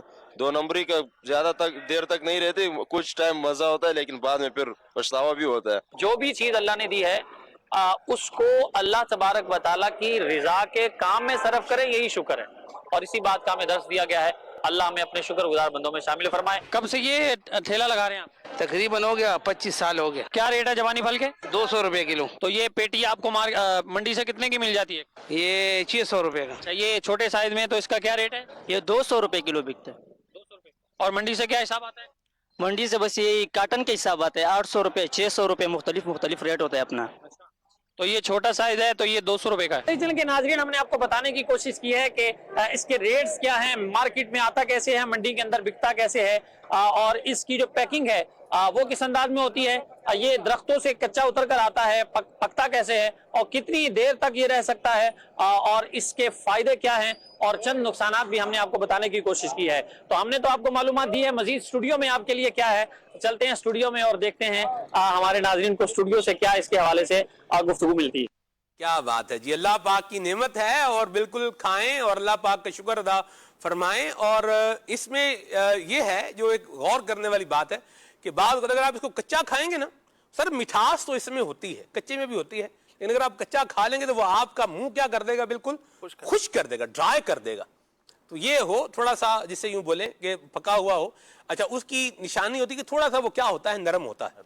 जो कच्चा होगा उसको आप हाथ लगाएंगे ना तो वो थोड़ा सख्त होता है, लेकिन जो बाकी पक चुका होता है वो थोड़ा सा क्या होता है, नरम होता है। अच्छा, बाज़ औक़ात क्या होता है, थोड़ा ज्यादा नरम हो जाता है, ठीक है।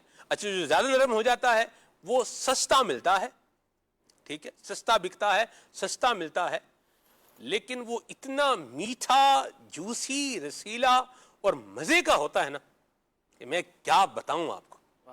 एक बंदा जो था, वो मुझे, ये बात मैं कैसे कर रहा हूं, इब्राहिम भाई, अपने फैज़याब भाई, एक इस्लामी भाई के पास एक ना डब्बा सा था, जैसे 8 टायर डब्बे होते हैं, उस तरह का एक बड़ा सा एक चकोर डब्बा था। तो उन्होंने वो डब्बा मेरे आगे किया और उसमें क्या था, उसमें यही जापानी फल, अमलोक इसे कहा जाता है, ये हम तो जापानी फल इसको कहते हैं, लेकिन ये अमलोक भी इसको कहा जाता है, बारक।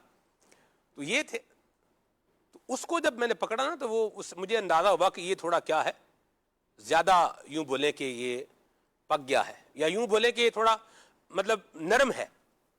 लेकिन जब उस्ताद साहब मैंने उसे खाया, अल्लाह अल्लाह अल्लाह अल्लाह, मतलब यूं बोले कि जैसे बंदा बोले क्या हो गया, मज़ा आ गया। तो ये यूं है। तो बहरहाल अल्लाह की नेमतें खाएं, जिस रब करीम ने ये नेमतें बनाई हैं उस रब ताला का शुक्र ज़रूर अदा फरमाएं। दखल हम्दु या अल्लाह, ऐ करीम तेरा शुक्र है कि तूने हमारे लिए क्या कुछ पैदा फरमाया है। आप देखें यही ज़मीन है, लकड़ी भी लकड़ी ही है जी, लकड़ी भी क्या है, दरख्त लकड़ी का ही होता है। लेकिन आप देखें यही लकड़ी का दरख्त अगर कीनू का हो तो उस पर कीनू लग रहे हैं, संतरे का है तो संतरे लग रहे हैं, मौसमी का है तो मौसमी लग रहे हैं, ग्रे फ्रूट का है तो उस पर ग्रे फ्रूट लग रहे हैं, नींबू का है तो उस पर नींबू लग रहे हैं, और अगर यही जो है वो जापानी फल का है तो ये जापानी फल उस पर लग रहा है, सेब है तो सेब लग रहा है। तो लकड़ी के पौधे में से मुख्तलिफ तरह के ये फल इसी एक जमीन से पैदा करने वाला कौन है? अल्लाह वहदहू ला शरीक है, सुभान अल्लाह। और ये अल्लाह ने सब किसके लिए पैदा किया है? इंसानों के लिए पैदा किया है। और इंसानों के लिए हुजूर ने आयत पढ़ के भी बताया कि इंसानों को अपनी इबादत के लिए पैदा किया है। تو اللہ پاک کی عبادت بھی کریں, اس کا شکر بھی ادا کریں. اللہ نصیب. اس حوالے سے نا ایک جملہ میں عرض کرنا چاہوں گا, آپ کی بات میں ہی ایڈ کرنا چاہوں گا سلمان بھائی. اہل عرب کہتے ہیں وفی کل شیء لہ آیۃ تدل علی انہ واحد. جی, جیسے کہ آپ نے فرمایا نا کہ ایک ایک چیز کو ہم دیکھتے ہیں, ایک لکڑی, ایک زمین, ایک ہی پانی, اور اس میں سے جو پھل نکل رہے ہیں کبھی کسی اور ذائقے اور رنگ والے اور معاملات والے. تو جنت میں بھی جب جائیں گے نا ہم لوگ انشاءاللہ, تو اللہ رب العالمین نے فرمایا کلما رزقوا منها من ثمرۃ قالوا هذا الذي رزقنا من قبل, کہ جب ان کو کوئی پھل دیا جائے گا تو کہیں گے یہ وہی ہے نا جو دنیا میں ہمیں دیا گیا تھا. حالانکہ اللہ فرماتا ہے یہ وہ نہیں ہوگا. وَأُتُوا بِهِ مُتَشَابِهًا, یہ ویسے دکھتا ہے لیکن یہ ویسا ہے نہیں. واہ واہ واہ واہ, کیا خوبصورت بات کی ہے ماشاءاللہ. اللہ برکت دے آپ کو, اور ہمیں اللہ پاک اپنا شکر ادا کرنے کی توفیق عطا فرمائے, عبادت کرنے کی سعادت عطا فرمائے. کالز آپ کی لیتے ہیں, میسیجز بھی لیتے ہیں, پھر آگے چلتے ہیں انشاءاللہ. ایک سوال عرض ہے کہ علامہ شامی کے فتاوی کا علمی معیار کیسا تھا اور علماء نے ان کے بارے میں کیا رائے دی؟ جی افسر, علمی معیار کیسا تھا؟ علمی معیار تو بیان ہو گیا کہ یہ مشار علیہ جسے کہا جاتا ہے, جو مرجع ہے. تو جتنے بھی مفتیان کرام ہیں ان کے لیے آپ کا جو فتویٰ ہے, حقیقت میں تو یہ آپ کے فتاوی ہیں جو رد المحتار کی صورت میں ہیں, اور آپ نے بہت ڈیپلی بحث فرمائی ہے. مفتیان کرام جانتے ہیں کہ کوئی بھی مفتی ہے اگر وہ فتویٰ لکھنا چاہتا ہے تو رد المحتار کو ضرور دیکھے گا. یعنی ہر مفتی جو ہے وہ رد المحتار کا محتاج ہے. کیوں کہ انہوں نے جتنی بھی سابقہ کتب ہیں ان سب کا خلاصہ اور نچوڑ جو ہے رد المحتار کے اندر دے دیا ہے, اور تفصیلی بحث فرمائی ہے. اور جو بحث کسی یعنی کئی کتابوں کو دیکھ کر جو ہے وہ آدمی اس کا نچوڑ لیتا ہے, وہ رد المحتار کے اندر جو ہے بندہ موجود پاتا ہے. آپ نے وہاں پر لغوی بحث بھی کی ہے, اور جو ہے وہ قرآن اور حدیث کو ہی پیش نظر رکھا, تفسیر اور شرح حدیث کو ہی پیش نظر رکھا, پھر علماء کے اقوال کو لے کر آئے. کیا بات, یعنی ایک ایک مسئلے میں آپ کئی اقوال کا ذکر کرتے ہیں. اچھا, صرف اقوال ذکر نہیں کر دیتے, پھر فیصلہ بھی دیتے ہیں, اقول بھی کہتے ہیں کہ میں یہ کہتا ہوں, اس کا خلاصہ یہ ہے, اس بات کو ترجیح حاصل ہے, اس پر فتویٰ ہے. اور اعلیٰ حضرت امام اہل سنت رحمۃ اللہ علیہ اس کتاب سے کتنا استفادہ کیا کرتے تھے, اور کہ آپ یوں سمجھیے کہ مبالغتاً صبح و شام اس کتاب سے جو ہے آپ استفادہ کرتے, اور پھر اپنا عقول بھی اس پر ارشاد فرمایا کرتے تھے کہ اللہ پاک نے آپ کو بڑی فقاہت عطا فرمائی تھی. جہاں پر آپ جو ہے وہ آپ کی رائے امام ابن عابدین شامی سے مل جاتی تو وہاں پر جو ہے وہ اس کی توثیق کرتے. اور جہاں آپ کہتے کہ یہ بات جو ہے وہ دوسری کتاب میں دی گئی ہے وہ زیادہ مفتبی ہے, وہی مفتبی ہے, اسی کو ترجیح ہے, وہ بھی ذکر کر دیا کرتے. سبحان اللہ. تو یہ رد المحتار یہ بھی دیکھنے والی کتاب ہے. الحمدللہ عز و جل المدینۃ العلمیہ نے اس کتاب پر کام کیا, اور 6 جلدوں میں رب کی رحمت سے یہ شائع بھی ہو چکی ہے. صحیح. سر یہ بتائیں, فتویٰ دینا کس کا کام ہے؟ فتویٰ کون دے؟ مجھے, میں یہ سوال آپ سے کیوں کر رہا ہوں, اس کے پیچھے ایک واقعہ ہے. مجھے ایک فون آیا, کہاں سے آیا میں یہ نہیں بتاتا, بہرحال تھا پاکستان سے, اور انہوں نے مجھے کہا کہ جی پانی کا اسراف کرنے کے اوپر کیا کفر کا حکم لگتا ہے, کہ بندہ کافر ہو جاتا ہے پانی کا اسراف کرنے سے؟ میں نے کہا جی پانی کا اسراف یہ گناہ ہے, گناہ والا کام ہے, لیکن یہ کفر تو نہیں ہے. یہ انہوں نے کہا کہ ہمارے یہاں ایک صاحب ہیں, انہوں نے یہ کہا ہے کہ پانی کا اسراف کیا ہے, کفر ہے. اچھا, کیسے کفر ہے؟ انہوں نے کہا جی دیکھیں, قرآن پاک کا حکم ہے وَلَا تُسْرِفُوا, کہ بھی اسراف نہ کرو. تو قرآن پاک نے اس سے کیا کیا؟ منع کیا کہ بھی یہ گناہ کا روکا ہے.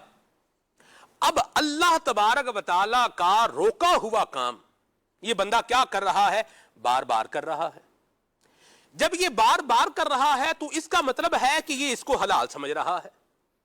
جب یہ اس کو حلال سمجھ رہا ہے تو پتہ یہ چلا کہ قرآن کے حرام کیے ہوئے کو یہ حلال سمجھ رہا ہے, اور جو قرآن کے حرام کیے ہوئے کو حلال سمجھے وہ جو ہے نا وہ اس کے اوپر حکم کفر جو ہے لگ جاتا ہے، لہذا پانی کا جو اسراف وضو میں کرے گا اس پہ حکم کفر لگ جائے گا۔ میں نے کہا لا الہ الا اللہ محمد رسول اللہ، اللہ کی پناہ ہے ایسے مطلب جاہلانہ جو ہے وہ قیاس اور مطلب اس کے یوں اقتباسات سے۔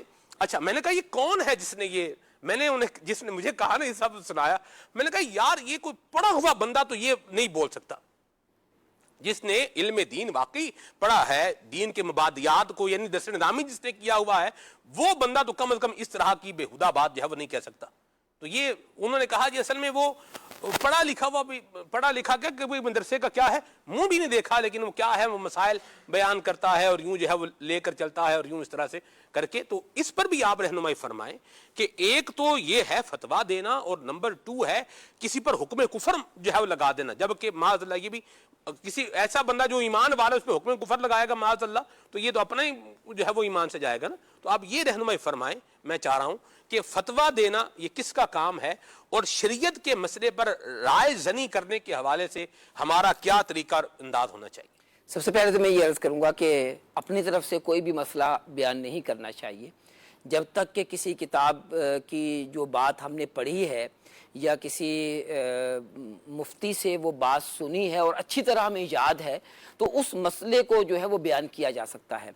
لیکن جو ہے وہ جیسے آپ نے فتویٰ دینے کی بات تھی تو دیکھیں پہلے تو درس نظامی جو ہے وہ کیا جاتا ہے، مکمل 8 سے 10 سال جو ہے وہ درس نظامی میں لگائے جاتے ہیں، پھر مفتی کورس کیا جاتا ہے۔ ہر مفتی کورس کرنے والا بھی جو ہے فتویٰ نہیں لکھتا، بلکہ وہ مفتی صاحب جو حاذق مفتی ہیں، بڑے مفتی ہیں، مصدق جسے کہیں تصدیق کرنے کی جو صلاحیت رکھتے ہیں، ان کی جو ہے وہ سال ہر سال تک صحبت میں رہے اور پھر جو ہے وہ اوکے کریں کہ تم فتویٰ دے سکتے ہو تو پھر وہ فتویٰ دے سکتا ہے۔ یعنی پورا ایک مرحلہ ہے۔ اعلیٰ حضرت امام اہل سنت امام احمد رضا خان رحمۃ اللہ علیہ بہت بڑے مفتی تھے، اور 14 سال کی عمر میں آپ نے جو ہے وہ درسی کتب مکمل کر لی، اور اپنے والد صاحب سے جو ہے وہ آپ نے فقہ کی تعلیم بھی حاصل کی، اور والد صاحب نے آپ کو فتویٰ لکھنے کا ارشاد فرمایا۔ اس کے بعد 3 سال تک آپ مسلسل فتویٰ لکھ کر اپنے والد صاحب کو چیک کرواتے رہے۔ جب تک والد صاحب چیک نہ کر لیتے تو آپ جو ہے وہ آپ کو اجازت نہیں تھی کہ آپ فتویٰ جو ہے وہ جاری کر دیں، بلکہ جو ہے آپ خود فرماتے ہیں کہ میں جو ہے وہ تحقیق کیا کرتا تھا، 8 صفحات تک بھی میں نے لکھے ایک فتوے میں، اپنے والد صاحب کے پاس لے کر گیا تو انہوں نے چند کلمات کہے، تو جو میں نے لکھا تھا نا تو وہ مجھے اس سے رجوع ہی کرنا پڑا۔ تو یہ اچھا پھر 3 سال کے بعد والد صاحب نے دیکھا کہ یہ جو ہے وہ فتویٰ دینے کی صلاحیت رکھتے ہیں، اور اب انہیں فتویٰ جو ہے مجھے دکھائے بغیر بھی جاری کرنے کی اجازت دے دینی چاہیے۔ لیکن آپ نے اب بھی جو ہے وہ اپنے طور پر فتویٰ جاری نہیں کی۔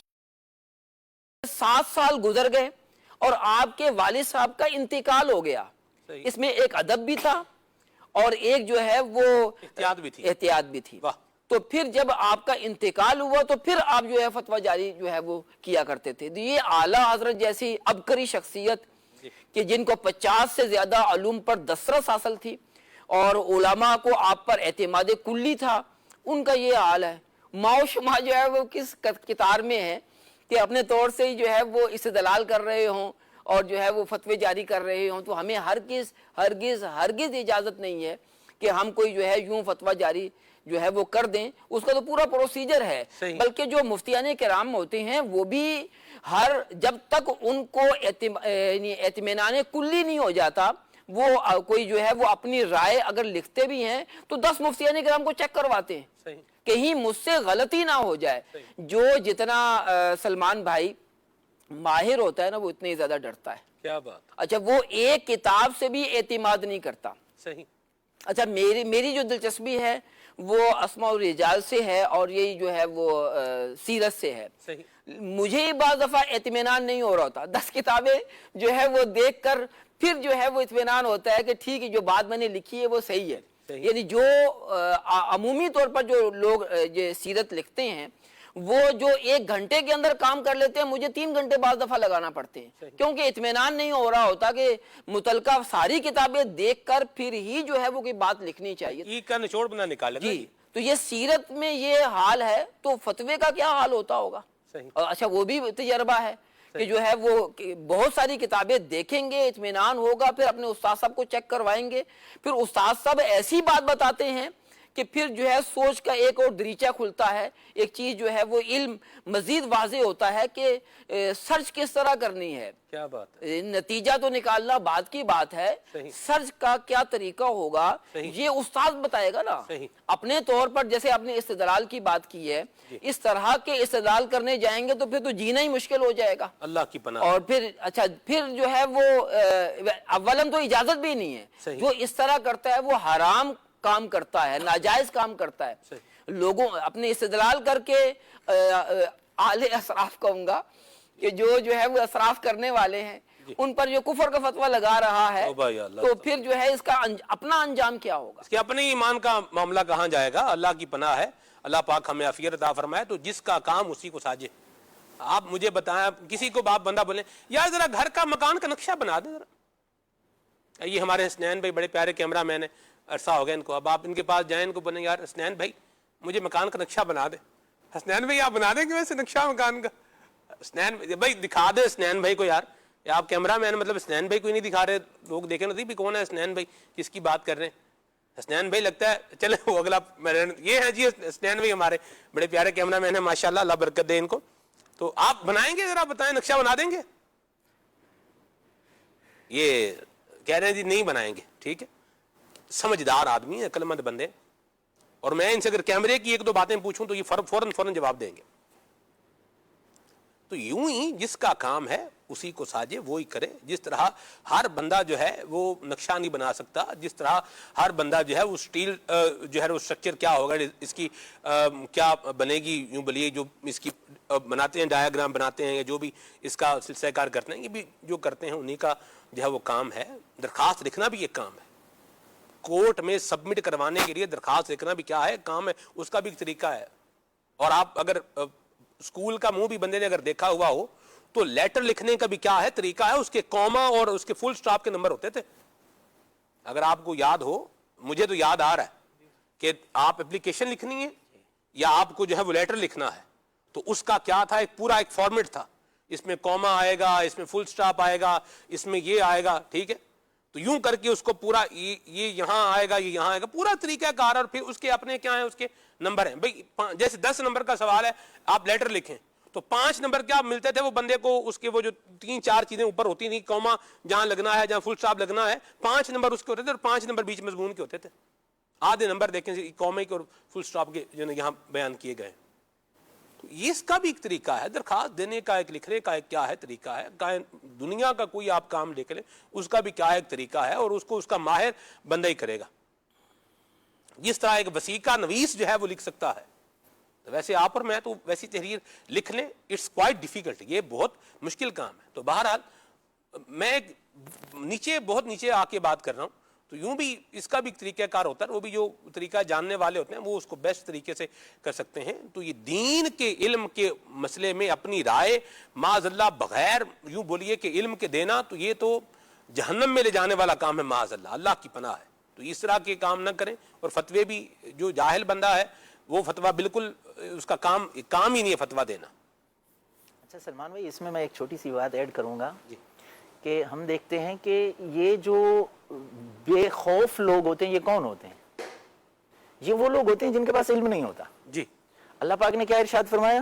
انما یخشی اللہ من عبادہ العلماء، اللہ کی خشیت ان کے دل میں ہوتی ہے جو اہل علم ہوتے ہیں۔ جیسے ہمارے حاج صاحب فرما رہے تھے کہ بندہ تحقیق، تدقیق، بحث، تمہیز کے بعد بھی، نتیجے کو دیکھنے کے بعد بھی، اقوال کو نوٹ کرنے کے بعد بھی اللہ کا خوف اس کے دل میں ہے کہیں غلط نہ ہو جائے، کہیں غلط نہ ہو جائے۔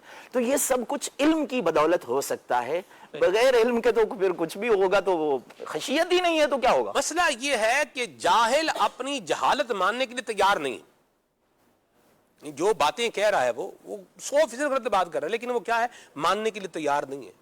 یا چلیں جاہل لفظ سخت ہے، کم علم اپنی کم علمی ماننے کے لیے کیا ہے، تیار نہیں ہے۔ مجھے سرب ابھی ایک کل پرسوں ترسوں کی بات ہے، میں لاہور سے کراچی آ رہا تھا ٹرین پہ، تو مجھے ایک میسج آ گیا، میسج آیا، اور میسج میں ایک سوال تھا، تو اس سوال کا تو میں نے جو جواب دینا تھا وہ جواب دیا۔ تو مجھے جس نے میسج کیا تھا انہوں نے مجھے کہا، انہوں نے کہا اصل میں ہم 40-50 لوگ کہیں بیٹھے ہوئے تھے تو یوں ایک مسئلہ جو ہے وہ شروع ہو گیا اور لوگوں نے کیا کر دیا، اس پر اپنی رائے دینی کیا ہے وہ شروع کر دی۔ اللہ نے اگر پیسہ دیا ہے تو اس کا مطلب یہ نہیں ہے کہ اب میں جو مرضی منہ میں سے بات بولتا رہوں، نہیں، یہ ایسا نہیں ہے۔ اللہ نے اگر زبان دی ہے، صلاحیت دی ہے، اختیار دیا ہے، بولنے کی طاقت دی، اب یہ نہیں ہے کہ میرے جو سمجھ میں آئے میں دین کے معاملات میں بولتا رہوں، جو میرے منہ میں آئے میں وہ کہتا جاؤں، تو یہ ایسا نہیں ہونا چاہیے۔ یہ دین ہے، اللہ رسول کے بتائے ہوئے احکامات ہیں، تو یہ میرا کام کیا ہے اس پر عمل کرنا۔ کاروبار کہاں کرنا ہے، کس طرح کرنا ہے، کہاں انویسٹمنٹ کر دیں گے، اس پر غور و خوض فکر کریں، وہ بھی شریعت کے انڈر امبریلا ہی کام جو ہے وہ کرنا ہے۔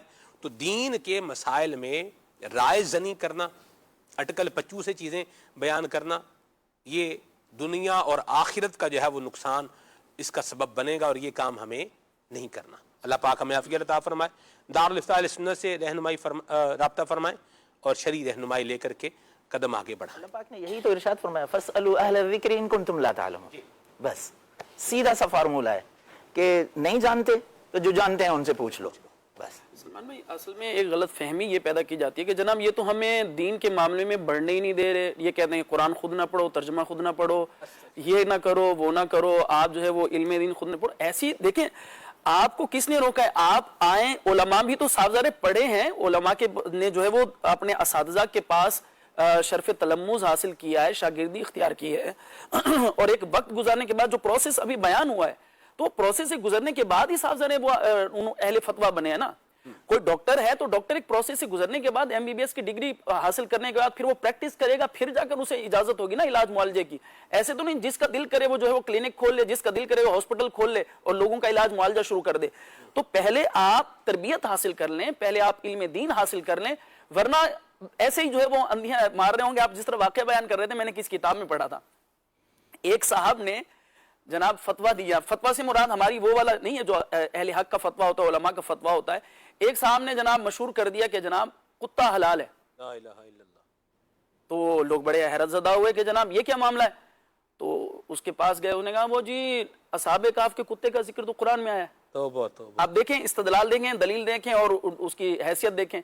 تو علماء اب اس کے پاس گئے، علماء نے اس کے ساتھ گفتگو کی، وہ کہنے لگا جی اب یہ سوشل میڈیا سے پہلے کا دور تھا، تو علماء اس کے پاس گئے، اس سے بات کی، سوالات کیے، کہنے لگا یہ اصل میں معاملہ یہ ہے کہ میں ذرا چاہ رہا تھا کہ میرا بھی تھوڑا سا نام ہو جائے۔ توبہ توبہ توبہ توبہ، لا الہ تو الا بعض لوگ سلمان بھی صرف شہرت کے بھوکے ہوتے ہیں، اللہ کی شہرت حاصل کرنے کے لیے وہ دین کو جو ہے وہ مذاق بنا رہے ہوتے ہیں اور دین کو مس یوز کر رہے ہوتے ہیں، نہ انہیں علم دین سے کوئی پتہ ہوتا ہے، نہ بس جو دل میں آیا۔ اب جو موبائل کا کیمرہ تو ہر ایک کے پاس آ گیا، اس نے موبائل سامنے رکھا اور جو اس کے جی میں آیا وہ اس نے بولنا شروع کر دیا، حالانکہ یہ دین ہے، یہ اللہ تبارک و تعالی جل جلالہ کا عطا کردہ وہ دین ہے کہ اسے آپ اپنی مرضی سے تھوڑی بیان کریں گے، اسے ویسے ہی بیان کریں گے جیسے اللہ اور اس کے رسول نے سکھایا ہے، اپنی مرضی نہیں کریں گے۔ بہت پیاری بات۔ میں یہاں ایک بات کہہ کے موضوع کلوز کرتا ہوں۔ پاکستان کی ایک بڑی لمبی کوسٹل یوں بولیے کہ ایک لائن ہے، سمندری حدود، مطلب آپ دیکھیں بہت کیا ہے پھیلی ہوئی ہے یہاں سندھ سے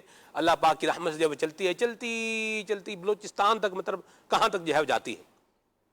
اتنا بڑا سمندر ہے الحمدللہ ہمارے یہاں۔ دریا بھی آپ دیکھیں، سبحان اللہ، انڈس ریور ہے، کیا مطلب دریا ہے، اسے دریا بولیں آپ، ٹھیک ہے۔ اسی طرح دریائے جہلم ہے، بولیں کیا دریا ہے، ٹھیک ہے۔ بالخصوص اس کی اگر گلگت بلتستان کی طرف سے اس کی جو آنیاں اگر آپ دیکھیں انڈس ریور کی، تو اس کی ایک الگ ہی جو ہے نا وہ ایک دہشت ہے، اس کے ایک مطلب ایک گرج ہے اس کا پورا۔ اتنے بڑے دریا ہیں ماشاءاللہ، جھیلیں بھی ایک سے ایک ہیں پاکستان میں، اللہ پاک کی رحمت ہے الحمدللہ۔ کینجر جھیل ہے، منچر جھیل ہے، ٹھیک ہے۔ ڈیم بھی آپ دیکھیں، ایک سے ایک جو ہے وہ ڈیم ہے۔ ڈیم میں آپ اگر کبھی وزٹ کریں یا دیکھا ہو تو لکھا ہوتا ہے تے یہاں تیراکی منع ہے، نمبر 1، وہ تو سب کو ہی منع ہوتی ہے، ٹھیک ہے۔ بعض اوقات سمندر کے پاس بندہ جب جاتا ہے نا تو اسے کہتا ہے بھی آپ چھلانگ اس میں نہیں لگانا، تیرنا نہیں، بھی کیوں چھلانگ لگانے سے منع کر رہے ہیں؟ اس لیے کہہ رہے ہیں آپ کو تیرنا نہیں آتا، آپ ڈوب جائیں گے۔ اچھا، بعض اوقات کیا ہوتا ہے سمندر میں ایک ہوتے ہیں جو بالکل غوطہ خور گہرا، جو کیا کر رہے ہیں غوطہ لگا رہے ہیں، تو وہ غواص ہوتے ہیں، وہ ان کا کام ہے، سی ڈائیور، ٹھیک ہے۔ اب بندہ بولے یار میں بھی یہ نیچے جا رہا ہے، اپنے بھی نیچے ہی جائیں گے بھائی. تو نیچے تو جائیں گے لیکن پھر پتہ نہیں اوپر آئیں گے کہ نہیں آئیں گے, یہ پھر اگلی بات ہو جائے گی. تو تیراکی سے سمندر میں کیوں منع کر رہے ہیں؟ اس لیے کہ آپ کو چونکہ سوئمنگ آتی نہیں ہے اس لیے آپ یہ نہ کریں. اچھا آپ بگنر سوئمر ہیں تو آپ چھوٹے موٹے پول میں سوئمنگ کر لیں. یہ سمندر کی تیز لہروں میں سوئمنگ کرنا یا نیچے سے جو ہے وہ گہرا غوطہ لگانا, یہ ابھی آپ کی سٹیج نہیں ہے. اب یہ بگنر ہیں آپ. سٹیج 1 ہے, 2 ہے, 3 ہے, 4 ہے. انگلش لینگویج ہے اس کے بھی مطلب لرننگ کر رہے ہیں تو سٹیج 1 ہے, 2 ہے, 3 ہے, 4 ہے, یوں ہے. تو بندہ ہو لیول بگننگ والا بھی نہ ہو اور کام وہ کرے کہ جو اس سچویشن کے جو ماہر لوگ ہیں, اس فیلڈ کے ماہر لوگ ہیں وہ کرتے ہیں. پھر کیا کرے گا؟ مار ہی کھائے گا, غلطی کرے گا, یا اپنی جان کا نقصان کرے گا یا کچھ اور کرے گا. تو یہ اس لیے کام سیکھیں, سیکھ کر کیا ہے کریں. علم دین آپ کو قرآن پاک کا ترجمہ پڑھنا ہے, بالکل آپ اپنے اندر وہ صلاحیت پیدا کریں. اس کے لیے جو ضروری علم ہے درس نظامی کے اندر جو پڑھائے جاتے ہیں وہ سیکھیں, وہ سیکھ کر کے کریں, ترجمہ کریں. ترجمہ قرآن ہم نے بھی پڑھا الحمدللہ ترجمہ قرآن, ٹھیک ہے. یہ پڑھنے سے منع نہیں ہے, تفسیر پڑھنے سے منع نہیں ہے, ترجمہ پڑھنے سے منع نہیں ہے, حدیث پڑھنے سے نہ منع ہے, نہ کوئی منع کر سکتا ہے. لیکن جب اس میدان کا تیراک بننا ہے تو پہلے سیکھیں اور پھر آ جائیں. اللہ عافیت عطا فرمائے, ہمیں رحمت کے سائے میں رکھے.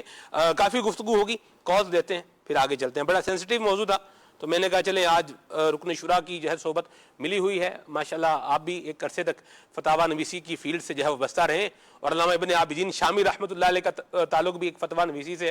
تو میں نے کہا چلیں فتویٰ لکھنے کے حوالے سے, فتویٰ نویسی یعنی فتویٰ لکھنا, اس پر بھی کچھ جو ہے وہ گفتگو ہو جائے. بڑی ماشاءاللہ زبردست گفتگو فرمائیے, اللہ ہمیں عمل کرنے کی توفیق عطا فرمائے.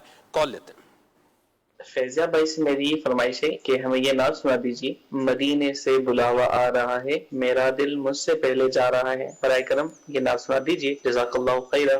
آمین آمین آمین آمین. جی نعت خوان اسلامی بھائی سے میری گزارش ہے کہ یہ کلام سنا دیں. سب سے اولا والا ہمارا نبی, سب سے بالا والا ہمارا نبی. کیا بات ہے جی. میسیج بھی شامل کرتا ہوں, سرکار توجہ فرمائیں, کلام سنائیں. کوٹلی کشمیر سے میسج ہے, مدینے مجھ کو بلا لیں, یہ کلام سنائیں. علی شہزاد بھائی کو بھی جو ہے وہ ماشاءاللہ دعا بھی دے رہے ہیں جی, اور ان کو کلام بھی سنا ہے, اللہ برکت دے آپ کو. رؤوف بھائی ہیں, کہاں سے؟ رؤوف احمد فیصل آباد سے, ماشاءاللہ. کلام سنائیں, دم میں جب تک دم ہے ذکر ان کا سناتے جائیں گے. سبحان اللہ. جی ایک کال بھی لیتے ہیں. میری نعت خاص اسلامی بھائی سے ایک نعت کی فرمائش ہے, مجھے یہ نعت سنا دیجیے. مدینہ یاد آیا ہے. مرحبا جی. نعت خان اسلام بھائی نقصان کے ساتھ یہ ہے کلام سنا دو. صبح طیبہ بھی ہوئی پڑتا ہے بڑا دودھ کا. جزاک اللہ خیرہ. آمین. جی حضور کچھ کلام شامل کر. مدینے سے بلاوا رہا ہے, مدینے سے بلاوا آ رہا ہے, میرا دل مجھ سے پہلے جا رہا ہے, میرا دل مجھ سے پہلے جا رہا ہے. وہاں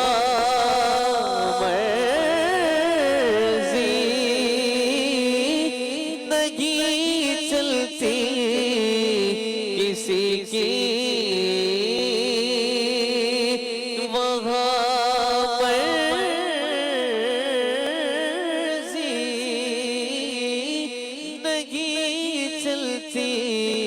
کسی کی,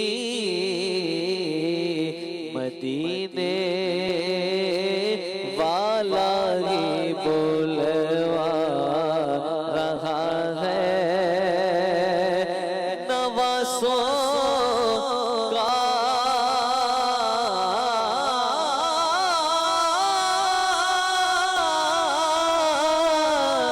وہ صدقہ بانٹتے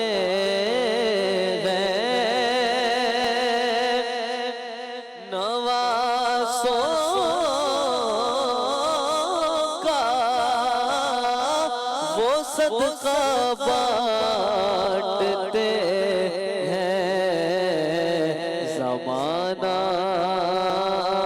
ان کا صدقہ کھا رہا ہے زمانہ ان کا صدقہ کھا رہا ہے یہ چکی سیدہ سیدہ سیدہ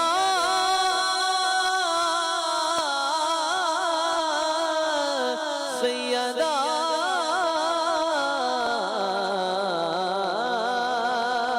یہ چکی سیدہ کی چل رہی ہے زمانہ جتنا لنگر کھا رہا ہے زمانہ جتنا لنگر کھا رہا ہے مدینے مجھے کو بلا لے بہت اداس ہوں میں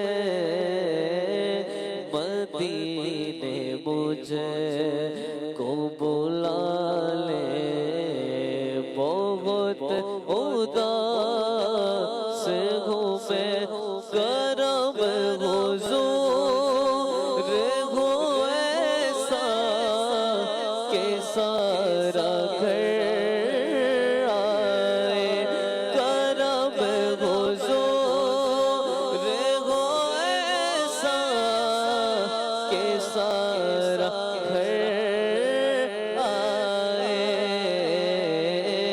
میرا سوال نہ ٹالے بہت اداس ہوں میں پچھلے سال تو آقا مدینے آیا تھا اللہ اللہ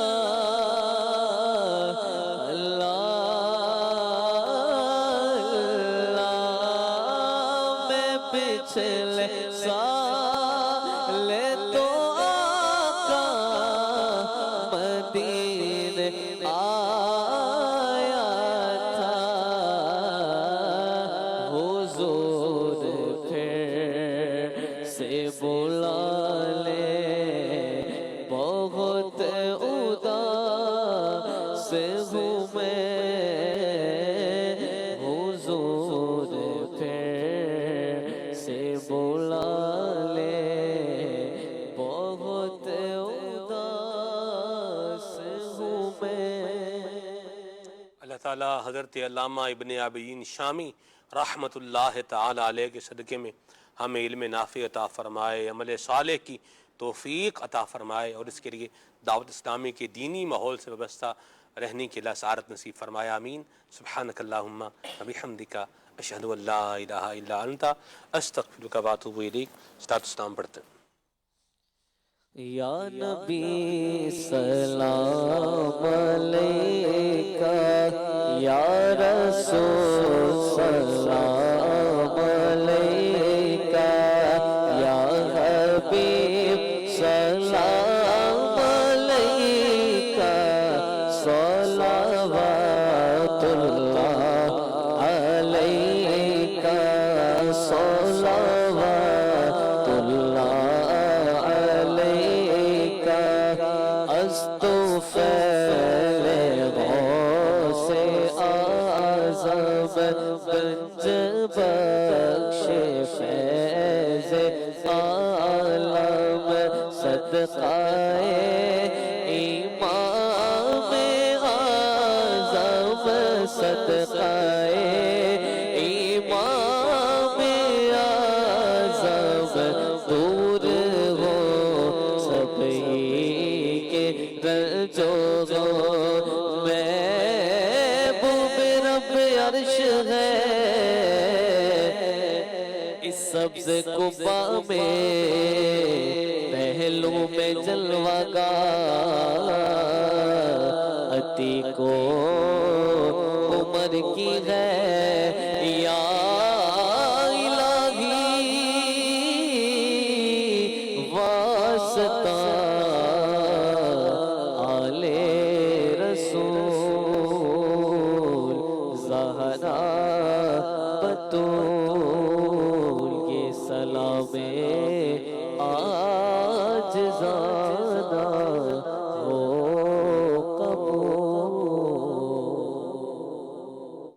کھلے آنکھ صلی اللہ کہتے کہتے کھلے آنکھ صلی اللہ کہتے کہتے کھلے آنکھ صلی اللہ کہتے کہتے